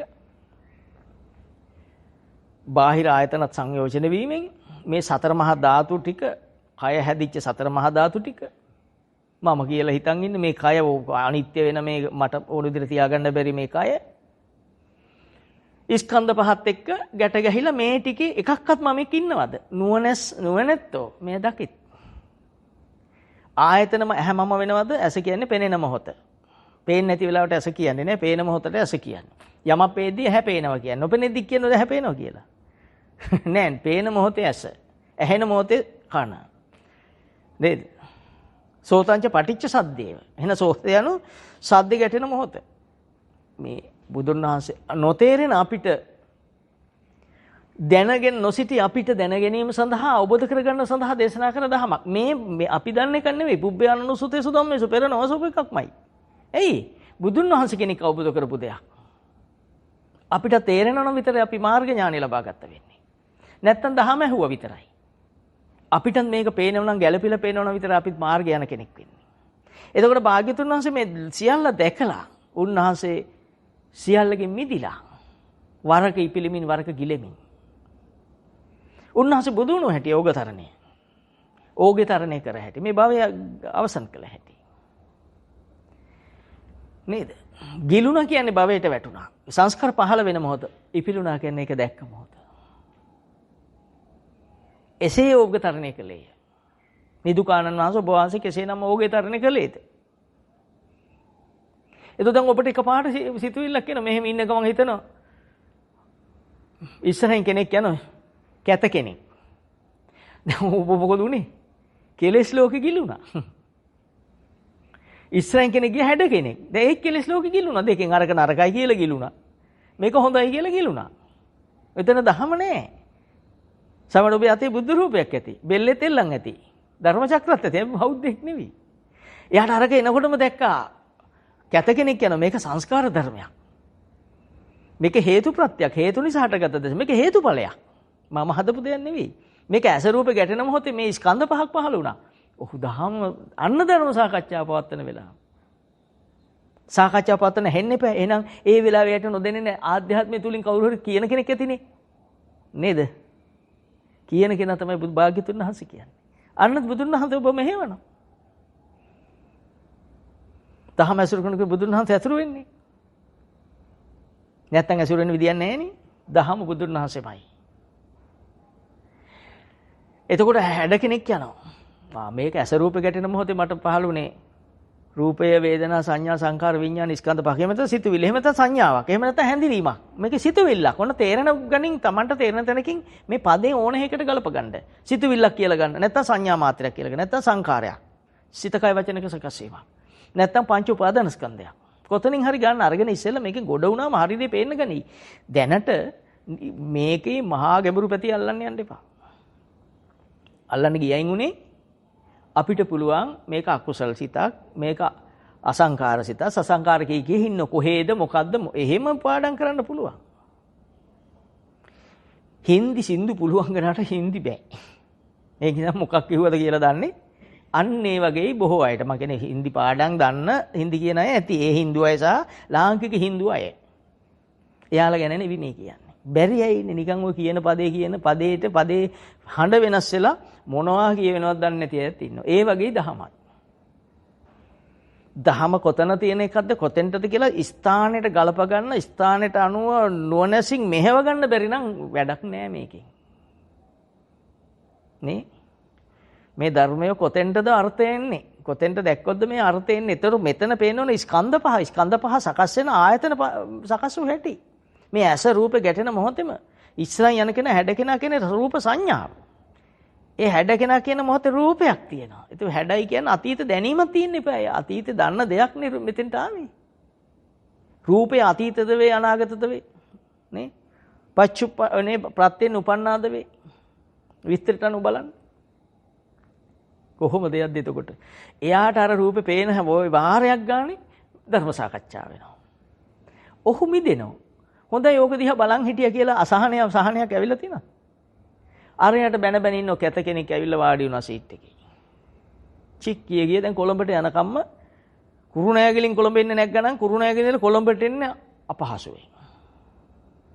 අනුරාධපුරෙන් නැග්ගනම් කොළඹට එන්නේ අපහසුයි. ගාල්ලෙන් නැග්ගනම් ගාල්ල ඉඳලා යන්නේ අපහසුයි. කතරගමින් කොළඹට නැග්ගනම් ඒත් අපහසුයි. හැඩ කෙනෙක් හිටියනම් සතුටුයි. මේ ඔක්කොම කෙලෙසෙන හැටි කිව්වේ. නේද? හැබැයි යාව දකින්නේ නැහැ. යාව දකින්නේ නැත්තේ යාට බාහිරේ පේන වෙලාවේ. බාහිරේ පේනෝ කියන්නේ ඇතුළේ පේන්නේ. ඇතුළේ පේනෝ කියන්නේ බාහිරේ හැංගීමෙන් තොරව පේනවා. ඔන්න ඒක මතක. දිත්තේ මත්තන් හැංගීමෙන් තොරව පේනවා. පේනෝ විතරයි. ඇලීමක් ඇසුරක් ගැටීමක් මුලාවක් නැහැ. සමහර ඔබ දන්නෝ ඉරෙට්ටෙන් අපිට ඉරට කෑල්ලක් ගත්තාම සැකරැල්ලෙක් ඉරෙට්ටෙන් තල්ලු කරන්න පුළුවන්. ණයෙක් තල්ලු කරන්න හැකිද ඉරෙට්ටෙන්? ණයයි හැටියට ණය තල්ලු කරන ලොකු ලීයක් ගන්න ඕන. එහෙනම් කෙලෙසේ හැටියට දහම බලවත් වෙලා තියෙනවා අපි තුල. එහෙනම් අපි පොඩි තැන් වලින් පුරුදු වෙලා ලොකු දහම් බලයක් හදන් තියෙනවනේ ලොකු කෙලෙසයක් නවත්තන්න. ඒක හරි. ඒක නිකපාට රහත් වෙන්න බැරි සෝවහන්නේදී එයා සක්කාය දිට්ඨිය අඳුරන සක්කාය දිට්ඨියට වැටබඳින කෙනෙක්. නිරුද්ධ වීමට ක්‍රියාත්මක කරන කෙනෙක්. තාම සක්කාය දිට්ඨිය වැඩෙන එක නවත්තනවා. නේද? ඒක හොඳට තේරුම් ගන්න. නැත්නම් හිතයි එකපාරට මේක වෙන්නේ නැහැ. වෙන්නේ නැහැ කොහොමද? එකපාරට වෙන්නේ නැහැ. බාහ්‍ය මට්ටමේ හිටපු බාහ්‍යධාරී චූරික මට්ටමේ බුද්ධ ශාසනය තුල එක්කෙනෙක් දෙන්නෙක් අහුවෙන්නේ. නේ? බුදුහාමුදුරණෙන් පාගමනින් ආපු මාස දෙකක් පයින් ආපු කුසාති රජුරුන්ටවත් අහුනේ අනාගාමී මට්ටමට එන්න. එකපාරට වැඩින්නේ නැහැ. ඒක නිසා අපි කවදාවත් මන්දගාමී වෙන්න එපා. මන්දගාමීනුත් වැටෙන්නේ සසරට.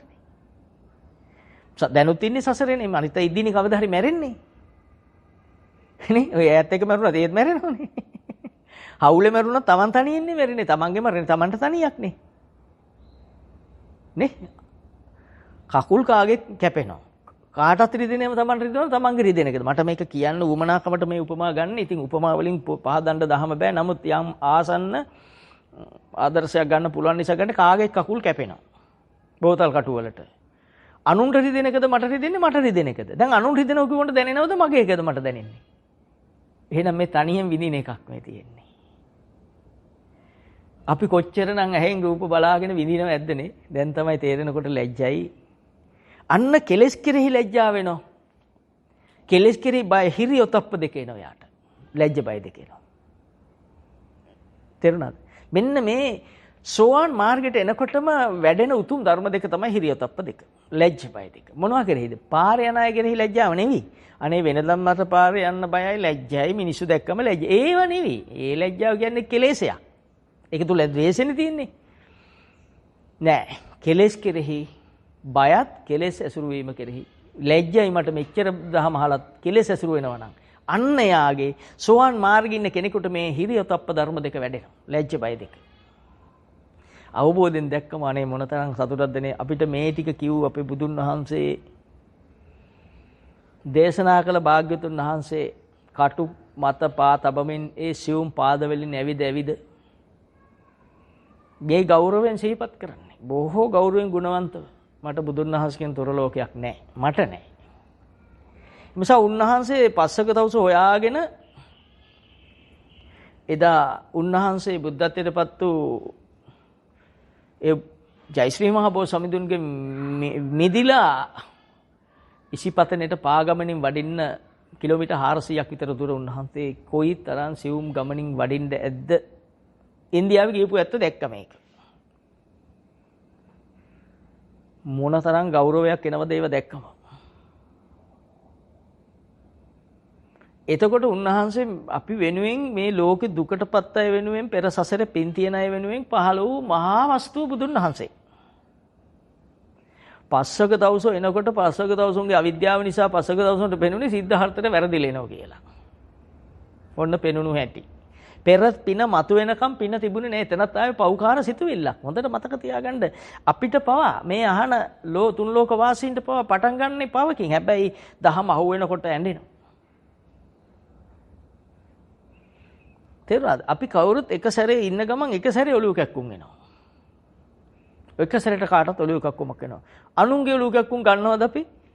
ගන්නෙත් නෑ, දැනෙනවද? දැනෙන්නෙත් නෑ. මගේ ඔලුව කැක්කුම හොඳ වුණාම මට හිතෙන්නේ අනිත් ඇටත් හොඳ ඇති කියලා. ඔන්න බාහිර දේවල් වල ඇති. ඒක නිසා මෛත්‍රී ඉන්න කෙනෙකුගෙන් සේවයක් ලබනවා ඇර ලබන ඒවා ඉතින් මොකද්ද කියලා දැන් මේ දහම තේරෙනවා නම් මේ නිර්මල දහම තේරෙනවා නම් මූණිච්චාවල් සහ මෛත්‍රී කියලා දෙකක් තියෙනවා.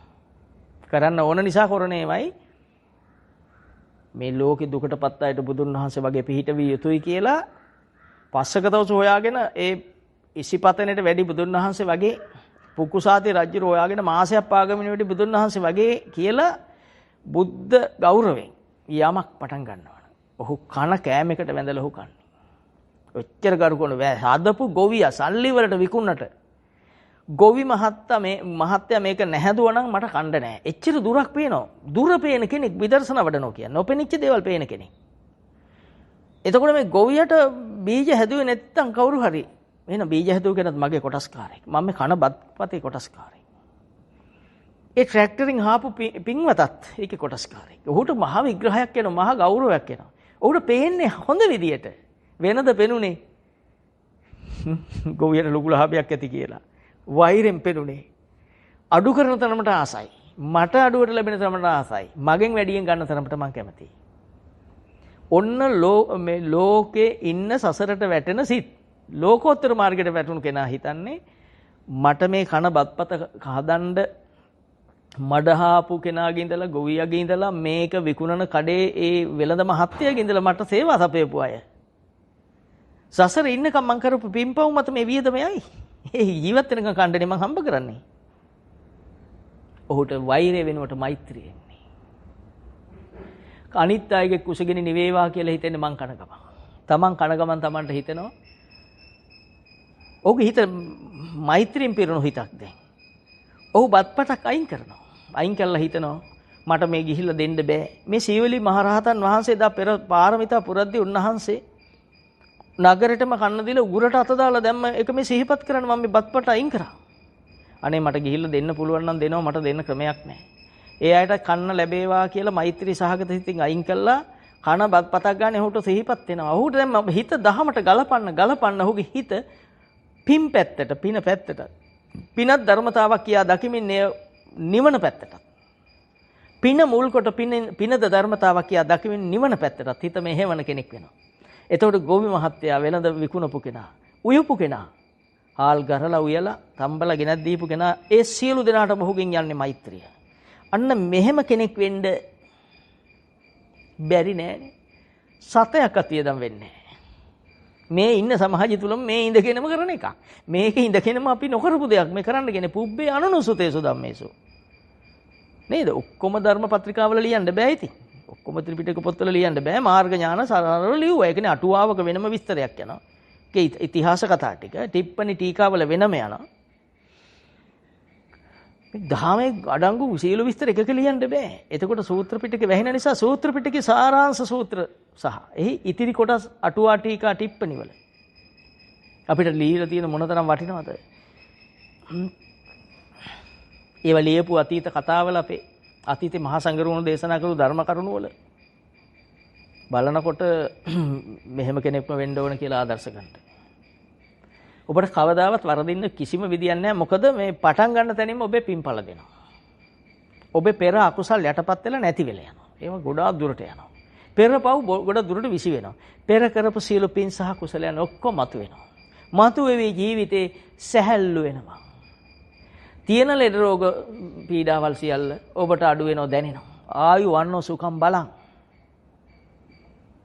මේ සීලයටපත් වෙනකොට අභිවාදන සීලිස්ස මේ සීලයටපත් වෙනකොට මේ ආධ්‍යාත්මයේ සීලේ බවට පත් වෙනකොට ආයු වන්නෝ සුඛම් බලං. මේ ආයු වර්ණ සැප බල ඔක්කොම වැඩෙන්න ගන්නවා. සම්මතාර්ථය. මොනතරම් දැන් ඔබ දැනුම් නැතුව ඇති ඔබ හිටපු කාලේ. සමහරට පැයකට වැඩි. නමුත් ඔබට කාලේ දැනෙන්නේ නැත්තේ මේ වෙලාවේ වැඩ කරන්නේ ඔබේ පෙර සංසාර පින් ටික. පෙර සංසාර ධර්ම ඥාන ලබාගත් බුදුන් වහන්සේලගෙන් දහම ආපු දෑඟිලි බෙදන් එදා නිවන් දකින්න ප්‍රාර්ථනා කරපු පින් බලයන් ටික විවරණ ගත්ත පින් බලයන් දැන් වැඩ කරන්නේ. ඒවා මේ ධර්ම එක්ක ගැලපෙනකොට ඕන දේ ලැබෙනකොට කෙනෙක් ලබන අධික සතුට තමයි අකාලික වෙනකොට කාලෙන් මිදුණු සිතක්, කාල යන්ත්‍රණයෙන් මිදුණු බවක්, හිත ක්‍රියාත්මක වෙන ස්වභාවයෙන් ඔබට පවතිනවා. ධම්මෝ අකාලිකෝ නේද? මේ අකාලිකයි. ස්වකතායි ඔබ තුලින්ම දකින්න පුළුවන්. පොතේ තියෙන දේ ඔබ තුල දැන්. සක්කාය දිට්ඨි නිරුද්ධ වෙනකොට. පවේ අයිතිය නිරුද්ධ වෙනකොට ඇස යොමු වෙලා තියෙන්නේ. අවධානය වෙලා තියෙන සිතට. ඔන්න දෙකම එකට වෙනවා. රූපස්කන්ධ, වේදනාස්කන්ධ, සංඥාස්කන්ධ, සංකාරස්කන්ධ, විඥානස්කන්ධ හේවත් මේ ස්කන්ධ පහ හේවත් සිතුවිල්ල. එහෙමත් නැත්නම් අවස්ථාවට පහළ වූ සංඥාව. අපි කෙටි තැනකින් ගනිමු. මේක අහන මේ මොහොතේ අහන විවිධ ආගමිකයෝ අහනවා. මම දන්නවා. ඒ හැම කෙනාම මහා පිං කරපු පින්වන්තයෝ. මේ රටේ පව්කාරයෝ නෑ. මේ රටේ ඉන්නේ හැම කෙනාම පින්වත් අය.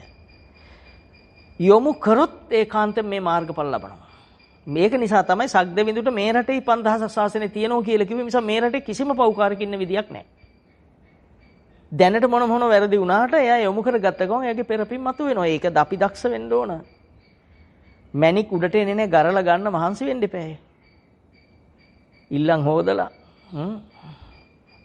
ඒවයි බොරළු අයින් කළා, නාම්බොංගේ මේවා මාතු කරලා මැණික් වෙන් කරලා තෝරගන්න මහන්සි වෙනවා මැණික් කරන කෙනා. ඒ වගේ දහම දන්න අය නොදන්න අයට කියලා දීලා, නියතමානීව කියලා දීලා, ඒ උතුම් සංගරුව සරණ ගිහිල්ලා අනිත් අයත් දැනගන්න ඕනේ. ගිහිල්ලා අහන්න සංගරත් නෙයි.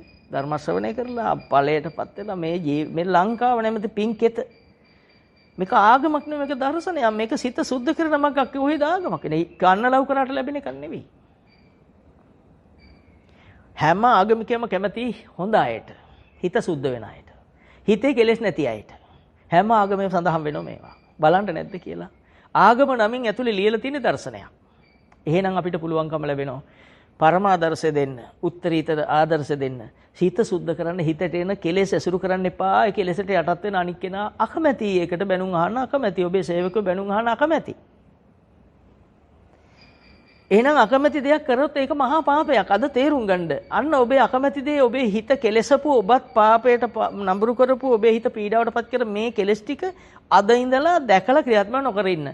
අන්න ඔබ හොඳ කෙනෙක්, උසස් කෙනෙක්, උතුමෙක්, ශ්‍රේෂ්ඨෙක් වුණා. මේ ධහම ජීවමාන වෙනෝනේ. මේ ධහම ජීවමාන දෙයක් නේ. භාවිතා කරන්න මත වෙනවා. මහ ප්‍රාතිහාර කලට වැසිලා බේක ධහම භාවිතා වෙනකොට. අවශ්‍ය වෙලාවටයි වහින්නේ. කලටනේ වහින්නේ. අවශ්‍ය නැති වෙලට වහින්නේ නැහැ.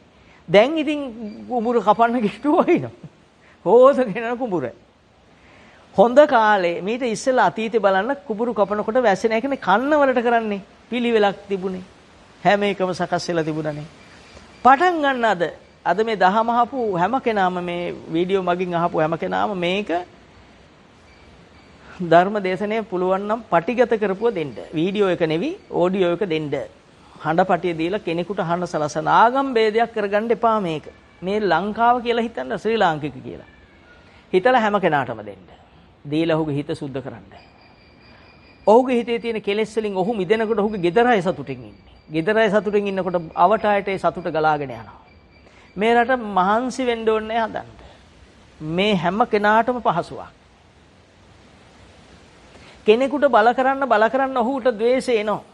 මේ රට පවෙන් පිරෙනවා. මොකකටවත් බල කරන්න එපා. බට්ටි කන්න කියලා බල කරන්න ඕනේ නැහැ. කන්න කියලා පුළුවන් නම් කන්න කියලා සතුටු වෙන දෙයක් කියන්න. එයා කැමති නම් කයි. එයා අකමැති කියලා මම මොකට පව් කරන්නේ ද්වේෂයට එන්නේ. නෑ මම කියන්නේ කන්න. මෙන්න හොඳට හැදුවා මට පුළුවන් විදිහට බත් කන්න. එතකොට එයා කැමති නම් පුළුවන් නම් කයි. කනවා කිව් ගමන් එයාගේ ඇඟෙත් එයයිට ඕන සිතුවිලි නෙවෙයි එන්නේ. එයාට එන්නේ ද්වේෂය. ද්වේෂෙන් ඉන්නේ. එතකොට මේ සමාජෙ පිරෙන්නේ ද්වේෂෙන්. මේක ඉවරයක් වෙන්නේ නැහැ. එම නිසා අද පටන් ගන්න. මේ දහම හැම කෙනාගේ මතරට ගෙනියන්න. සක්කාය දිට්ඨිය නැති වෙන විදියට, ඒ කියන්නේ පවෙහි අයිතිය, සසරේ අයිතිය, ජරා මරණ දුකේ අයිතිය නැති වෙන විදියට හිත ක්‍රියාත්මක කරන්න පටන් ගන්න. මේ දේශනේ සරල නෑ. සරලව ඇහුනට මේකේ නිවන දක්වා යන්න ඕන ධර්ම ඔක්කොම කිව්වා. නිවන් දකින්න කරන්නත් ඕන ඔච්චරයි. මම අවසන් කරනවා සීල සූත්‍රේ. කෝටිත මහරහතන් වහන්සේ, අපේ පින්වත් කෝටිත මහරහතන් වහන්සේ, දනගසා වැඳිය යුතු උත්තමේ. අපේ දෑගසව් දෙනම සාරිපුත්ත මහරහතන් වහන්සේ උත්තමයන් වහන්සේගෙන් ප්‍රශ්න අහනවා කෝටිත මහරහතන් වහන්සේ. ඒ සීල සූත්‍රේ. ඒකෙදි අහනවා පළවෙනි ප්‍රශ්නය, සිල්වත් මහණහු විසින් මහණු කියන්නේ මේ ධහමේ හැසිරෙන සියලු උත්තමයන්ට මේ විග්‍රහයේදී දීපු නම.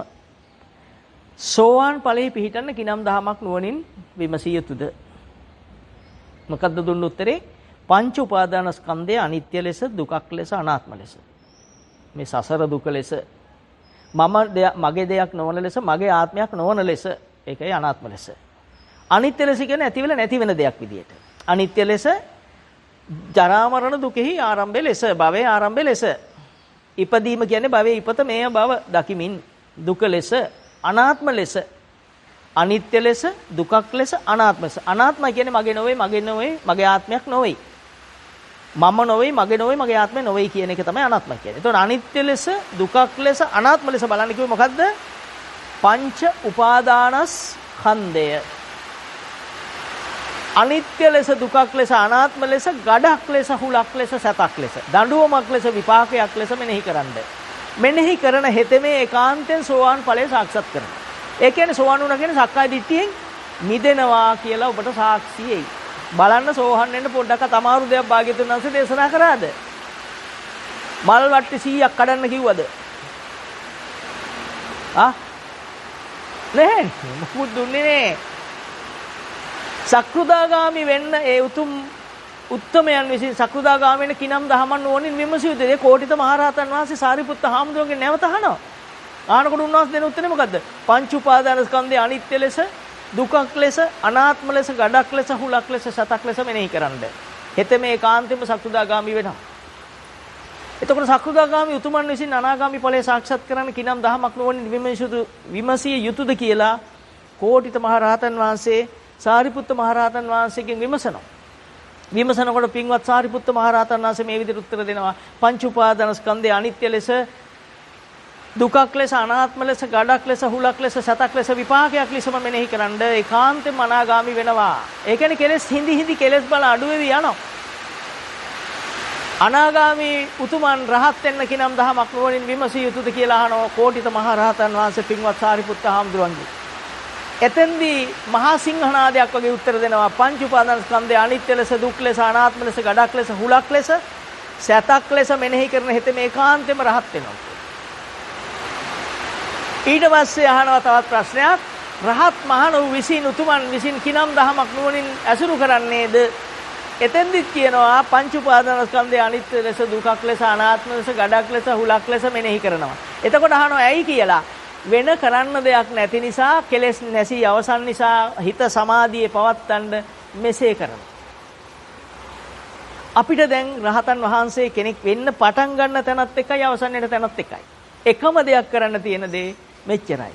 මේ නරක සිතුවිල්ලක්, මේක මටත් අනර්ථයි අනුන්ටත් අනර්ථයි කියලා මෙනෙහි කරන්න ඔබට පුළුවන් බසකින්. මේ සිතුවිල්ලක්මයි, මේ සංකල්පයක්මයි, මේ සිතුවිල්ල සංකල්ප ඇසුරෙන් මටත් ලෝකයටත් අවඩක් වෙනවා, පවෙන් ලෝක පිරෙනවා, මේ අනර්ථයක්මයි. මම ඉපදුනොත් මගේ ඇඟ කපයි. හුලක් කියන්නේ අපි උල් වලින් අනිනවා, ඉන්ජෙක්ෂන් ගහන්නේ. ඉස්පිරිතාලේ ගියාම ඔපරේෂන් එකක් කරන සීනි නැති කරන උලකින් අනින්නේ නැද්ද? තරහකාරයෝ උල් වලින් අනින්නේ නැද්ද? අපිට පිහි වලින් අනින්නේ නැද්ද? අන්න ඒත ඉපදුනොත් ලැබෙන ඒවා තියෙනවා භාග්‍යතුන් වහන්සේ. මේක ඉපදීමට මුල් වෙන ධර්මතාව නිසා මේක ඇතුලේ හැංගිලා තියෙනවා මේ හුලක් ලෙස, ගඩක් ලෙස කියන්නේ මේ වන බිඩංග හැදෙන්නේ නැද්ද අපිට? තියෙනවා. එතකොට ඉපදුණු ලැබෙන ටික තියෙනවා. ඒක නිසා හුලක් මේ ගඩක් ලෙස බලන්න කිව්වා. සතක් ලෙස අහින්නේ නැද්ද? කලවෙන් කෑල්ලක් කපලා මූණේ අලවනවා. සිහි එනකොට කලවේ කෑල්ල මූණේ කලවේ මස් නැහැ. මහලා තියෙන්නේ. එහෙම නැත්නම් මිනිස්සු කපන් කන්නේ නැද්ද අපේ කෑලි? මිනිස්සු අපිව කපලා දාන්නේ නැද්ද? ආන්න ඒක තමයි සතක් ලෙස කිව්වේ ඇහැලා දානවා. ඉපදුණොත් ওই ටික ලැබෙන්නේ නැද්ද මේ ලෝකයට? ඕවා නෙවිද තියෙන්නේ?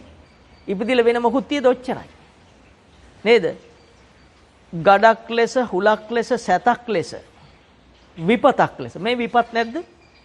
එහෙනම් අපි පංච උපාදානස්කන්ධය හේවත් අවස්ථාවට පහළ වෙන්නා වූ සිතුවිල්ල, එහෙම නැත්නම් සංඥා. ඔබට තේරෙන බසින් මේ ටික විග්‍රහ කරන්න හැමෝටම උපාදාන විදියට ඒ වචන මාත්‍රෙන් ගන්න බැරි අය සිතුවිල්ලක් ලෙස බලන්න. මේ සිතුවිල්ලක් නරක දෙයක්, අනර්ථයක්, අසුබයක්මයි කියලා මෙනෙහි කරනවා කියන්නේ උපන් අකුසල් පහ කරනවමයි. උපන් අකුසල් ඇසුරු නොකලාමයි.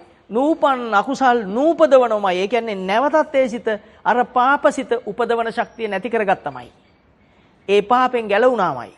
ඔන්න සම්මා වායාම.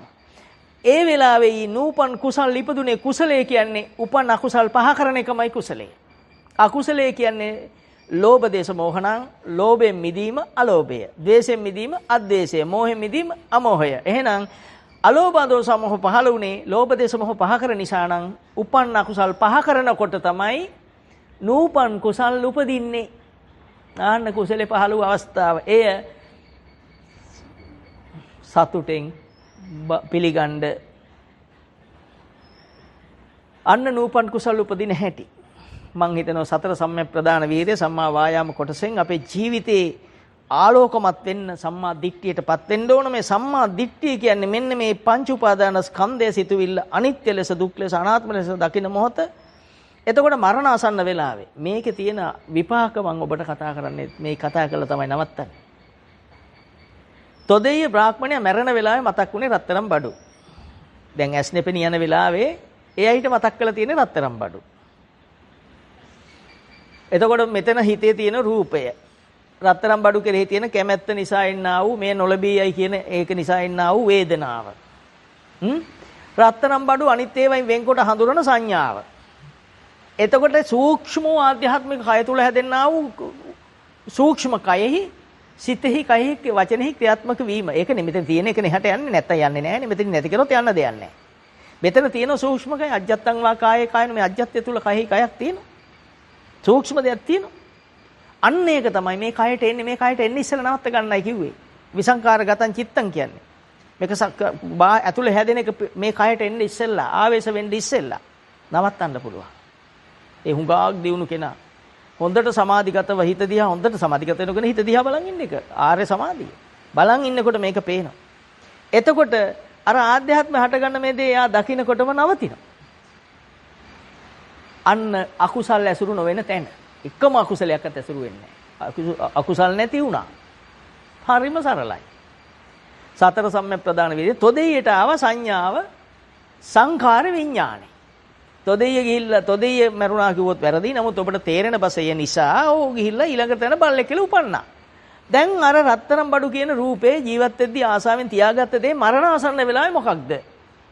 පින්වත් ශ්‍රී ලාංකික සීල දෙනාද තුන් ලෝක වාසී සීල මේ අසන සීල දෙනාද අවබෝධ කරගනිත්වා.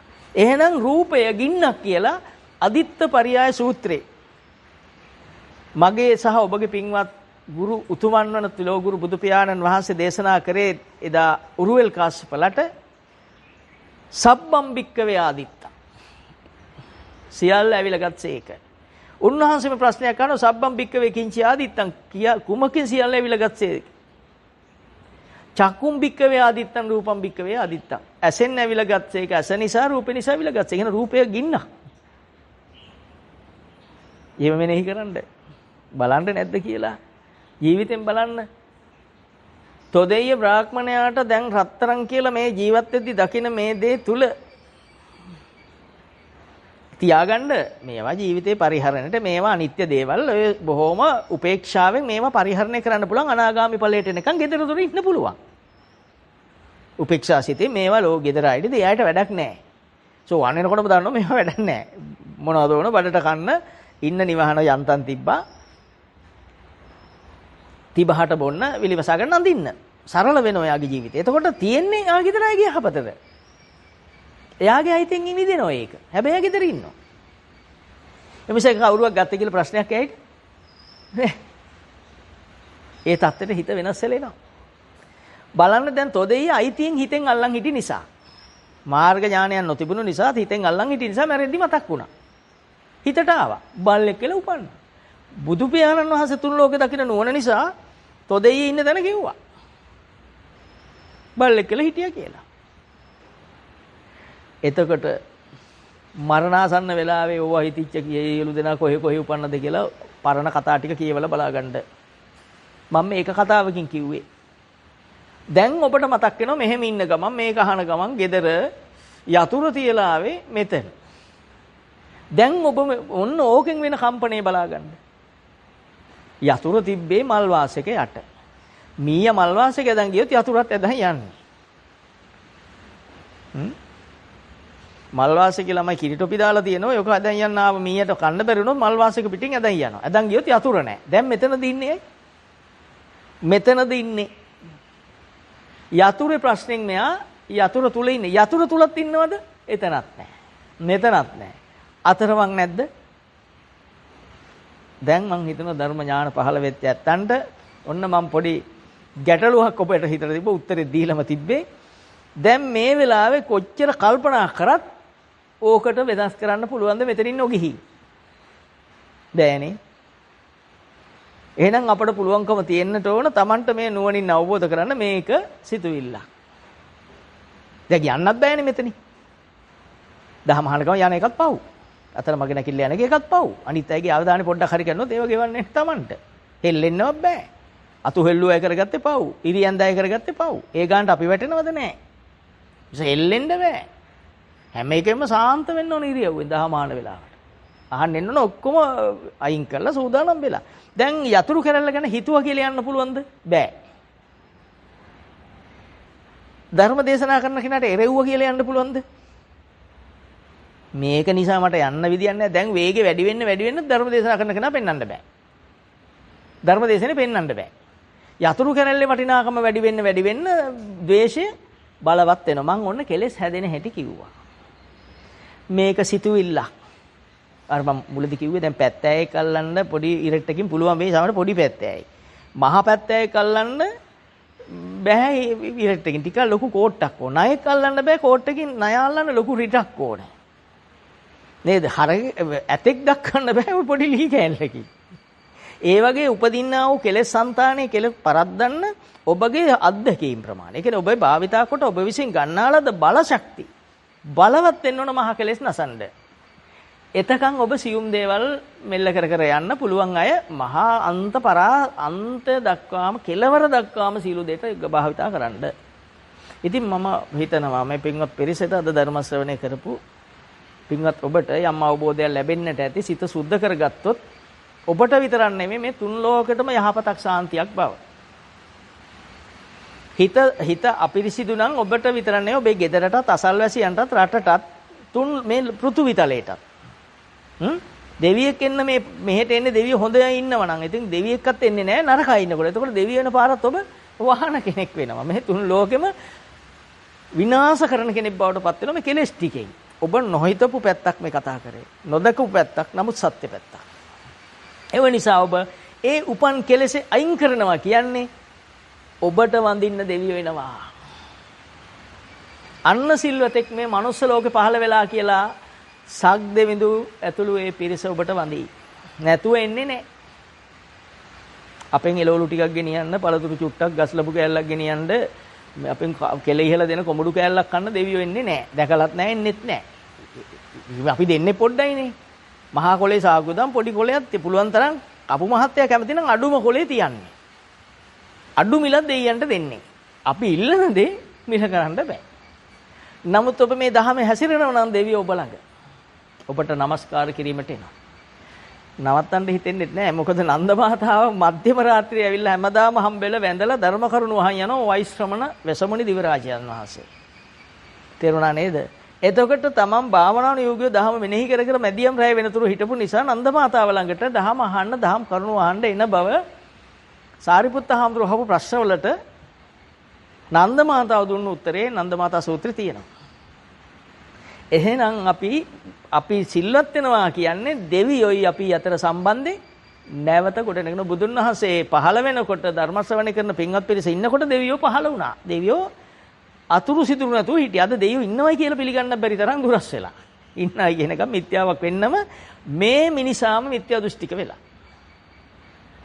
දහමේ ඉන්න කෙනා තමන්ගේ ගෙදරින් පටන් ගත්තම තමන් සිල්වත් වෙනකොට ගෙදරටත් අසල්වැසියන්ටත් තමන්ගේ උතුම් ගුණය නිසා වෙන්නා වූ අවඩ නවතිනවා. තමන් රැස් කරන පින්බලය වැඩි වෙනවා. පින්වතෙක් ඉන්නකොට දිලිසෙනවා, බැබලෙනවා. නිසා පෙර ආත්මේ පව් කර ලෝසක ආවම කණ්ඩ නැති වෙන රටට. රටේම අයගේ පව් ඇවිස්සෙනවා.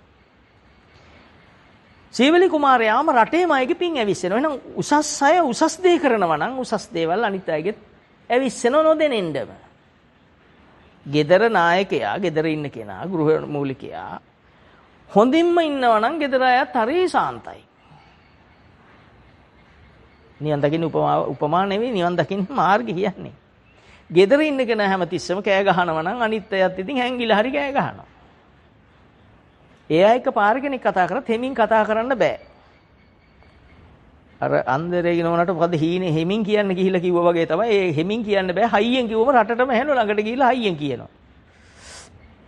අන්න ඒ වගේ වෙන්නේ නැතුව බොහෝම සීලවන්ත වෙන්න මේ තුන් ලෝකෙම සූපත් වෙනවා. ඉතින් ඒ සඳහා මේ සීල ධර්ම කරුණු ධර්ම ශ්‍රවණය කළා වූද නොකළා වූ සියලු දෙනාට මේ පණිවිඩය ගිහිල්ලා හිත සූපත් වෙත්වා.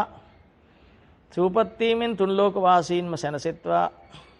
සැනසීමෙන් තුන් ලෝකයම මීට වඩා උසස් තැනකටපත් වීමෙන් මරණාසන්න මොහොතේ බුද්ධ ආදී මහරහතන් වහන්සේලා බුදුපසේ බුදුමහරහතන් වහන්සේ නිවි පැමිණ සැනසී වැඩවදාළ උතුම් වූ නිර්වාණ සුවයෙන් සැනසෙන්න හැම දිනාටම මේ ධර්ම කරුණු හේතු වාසනා වේවා.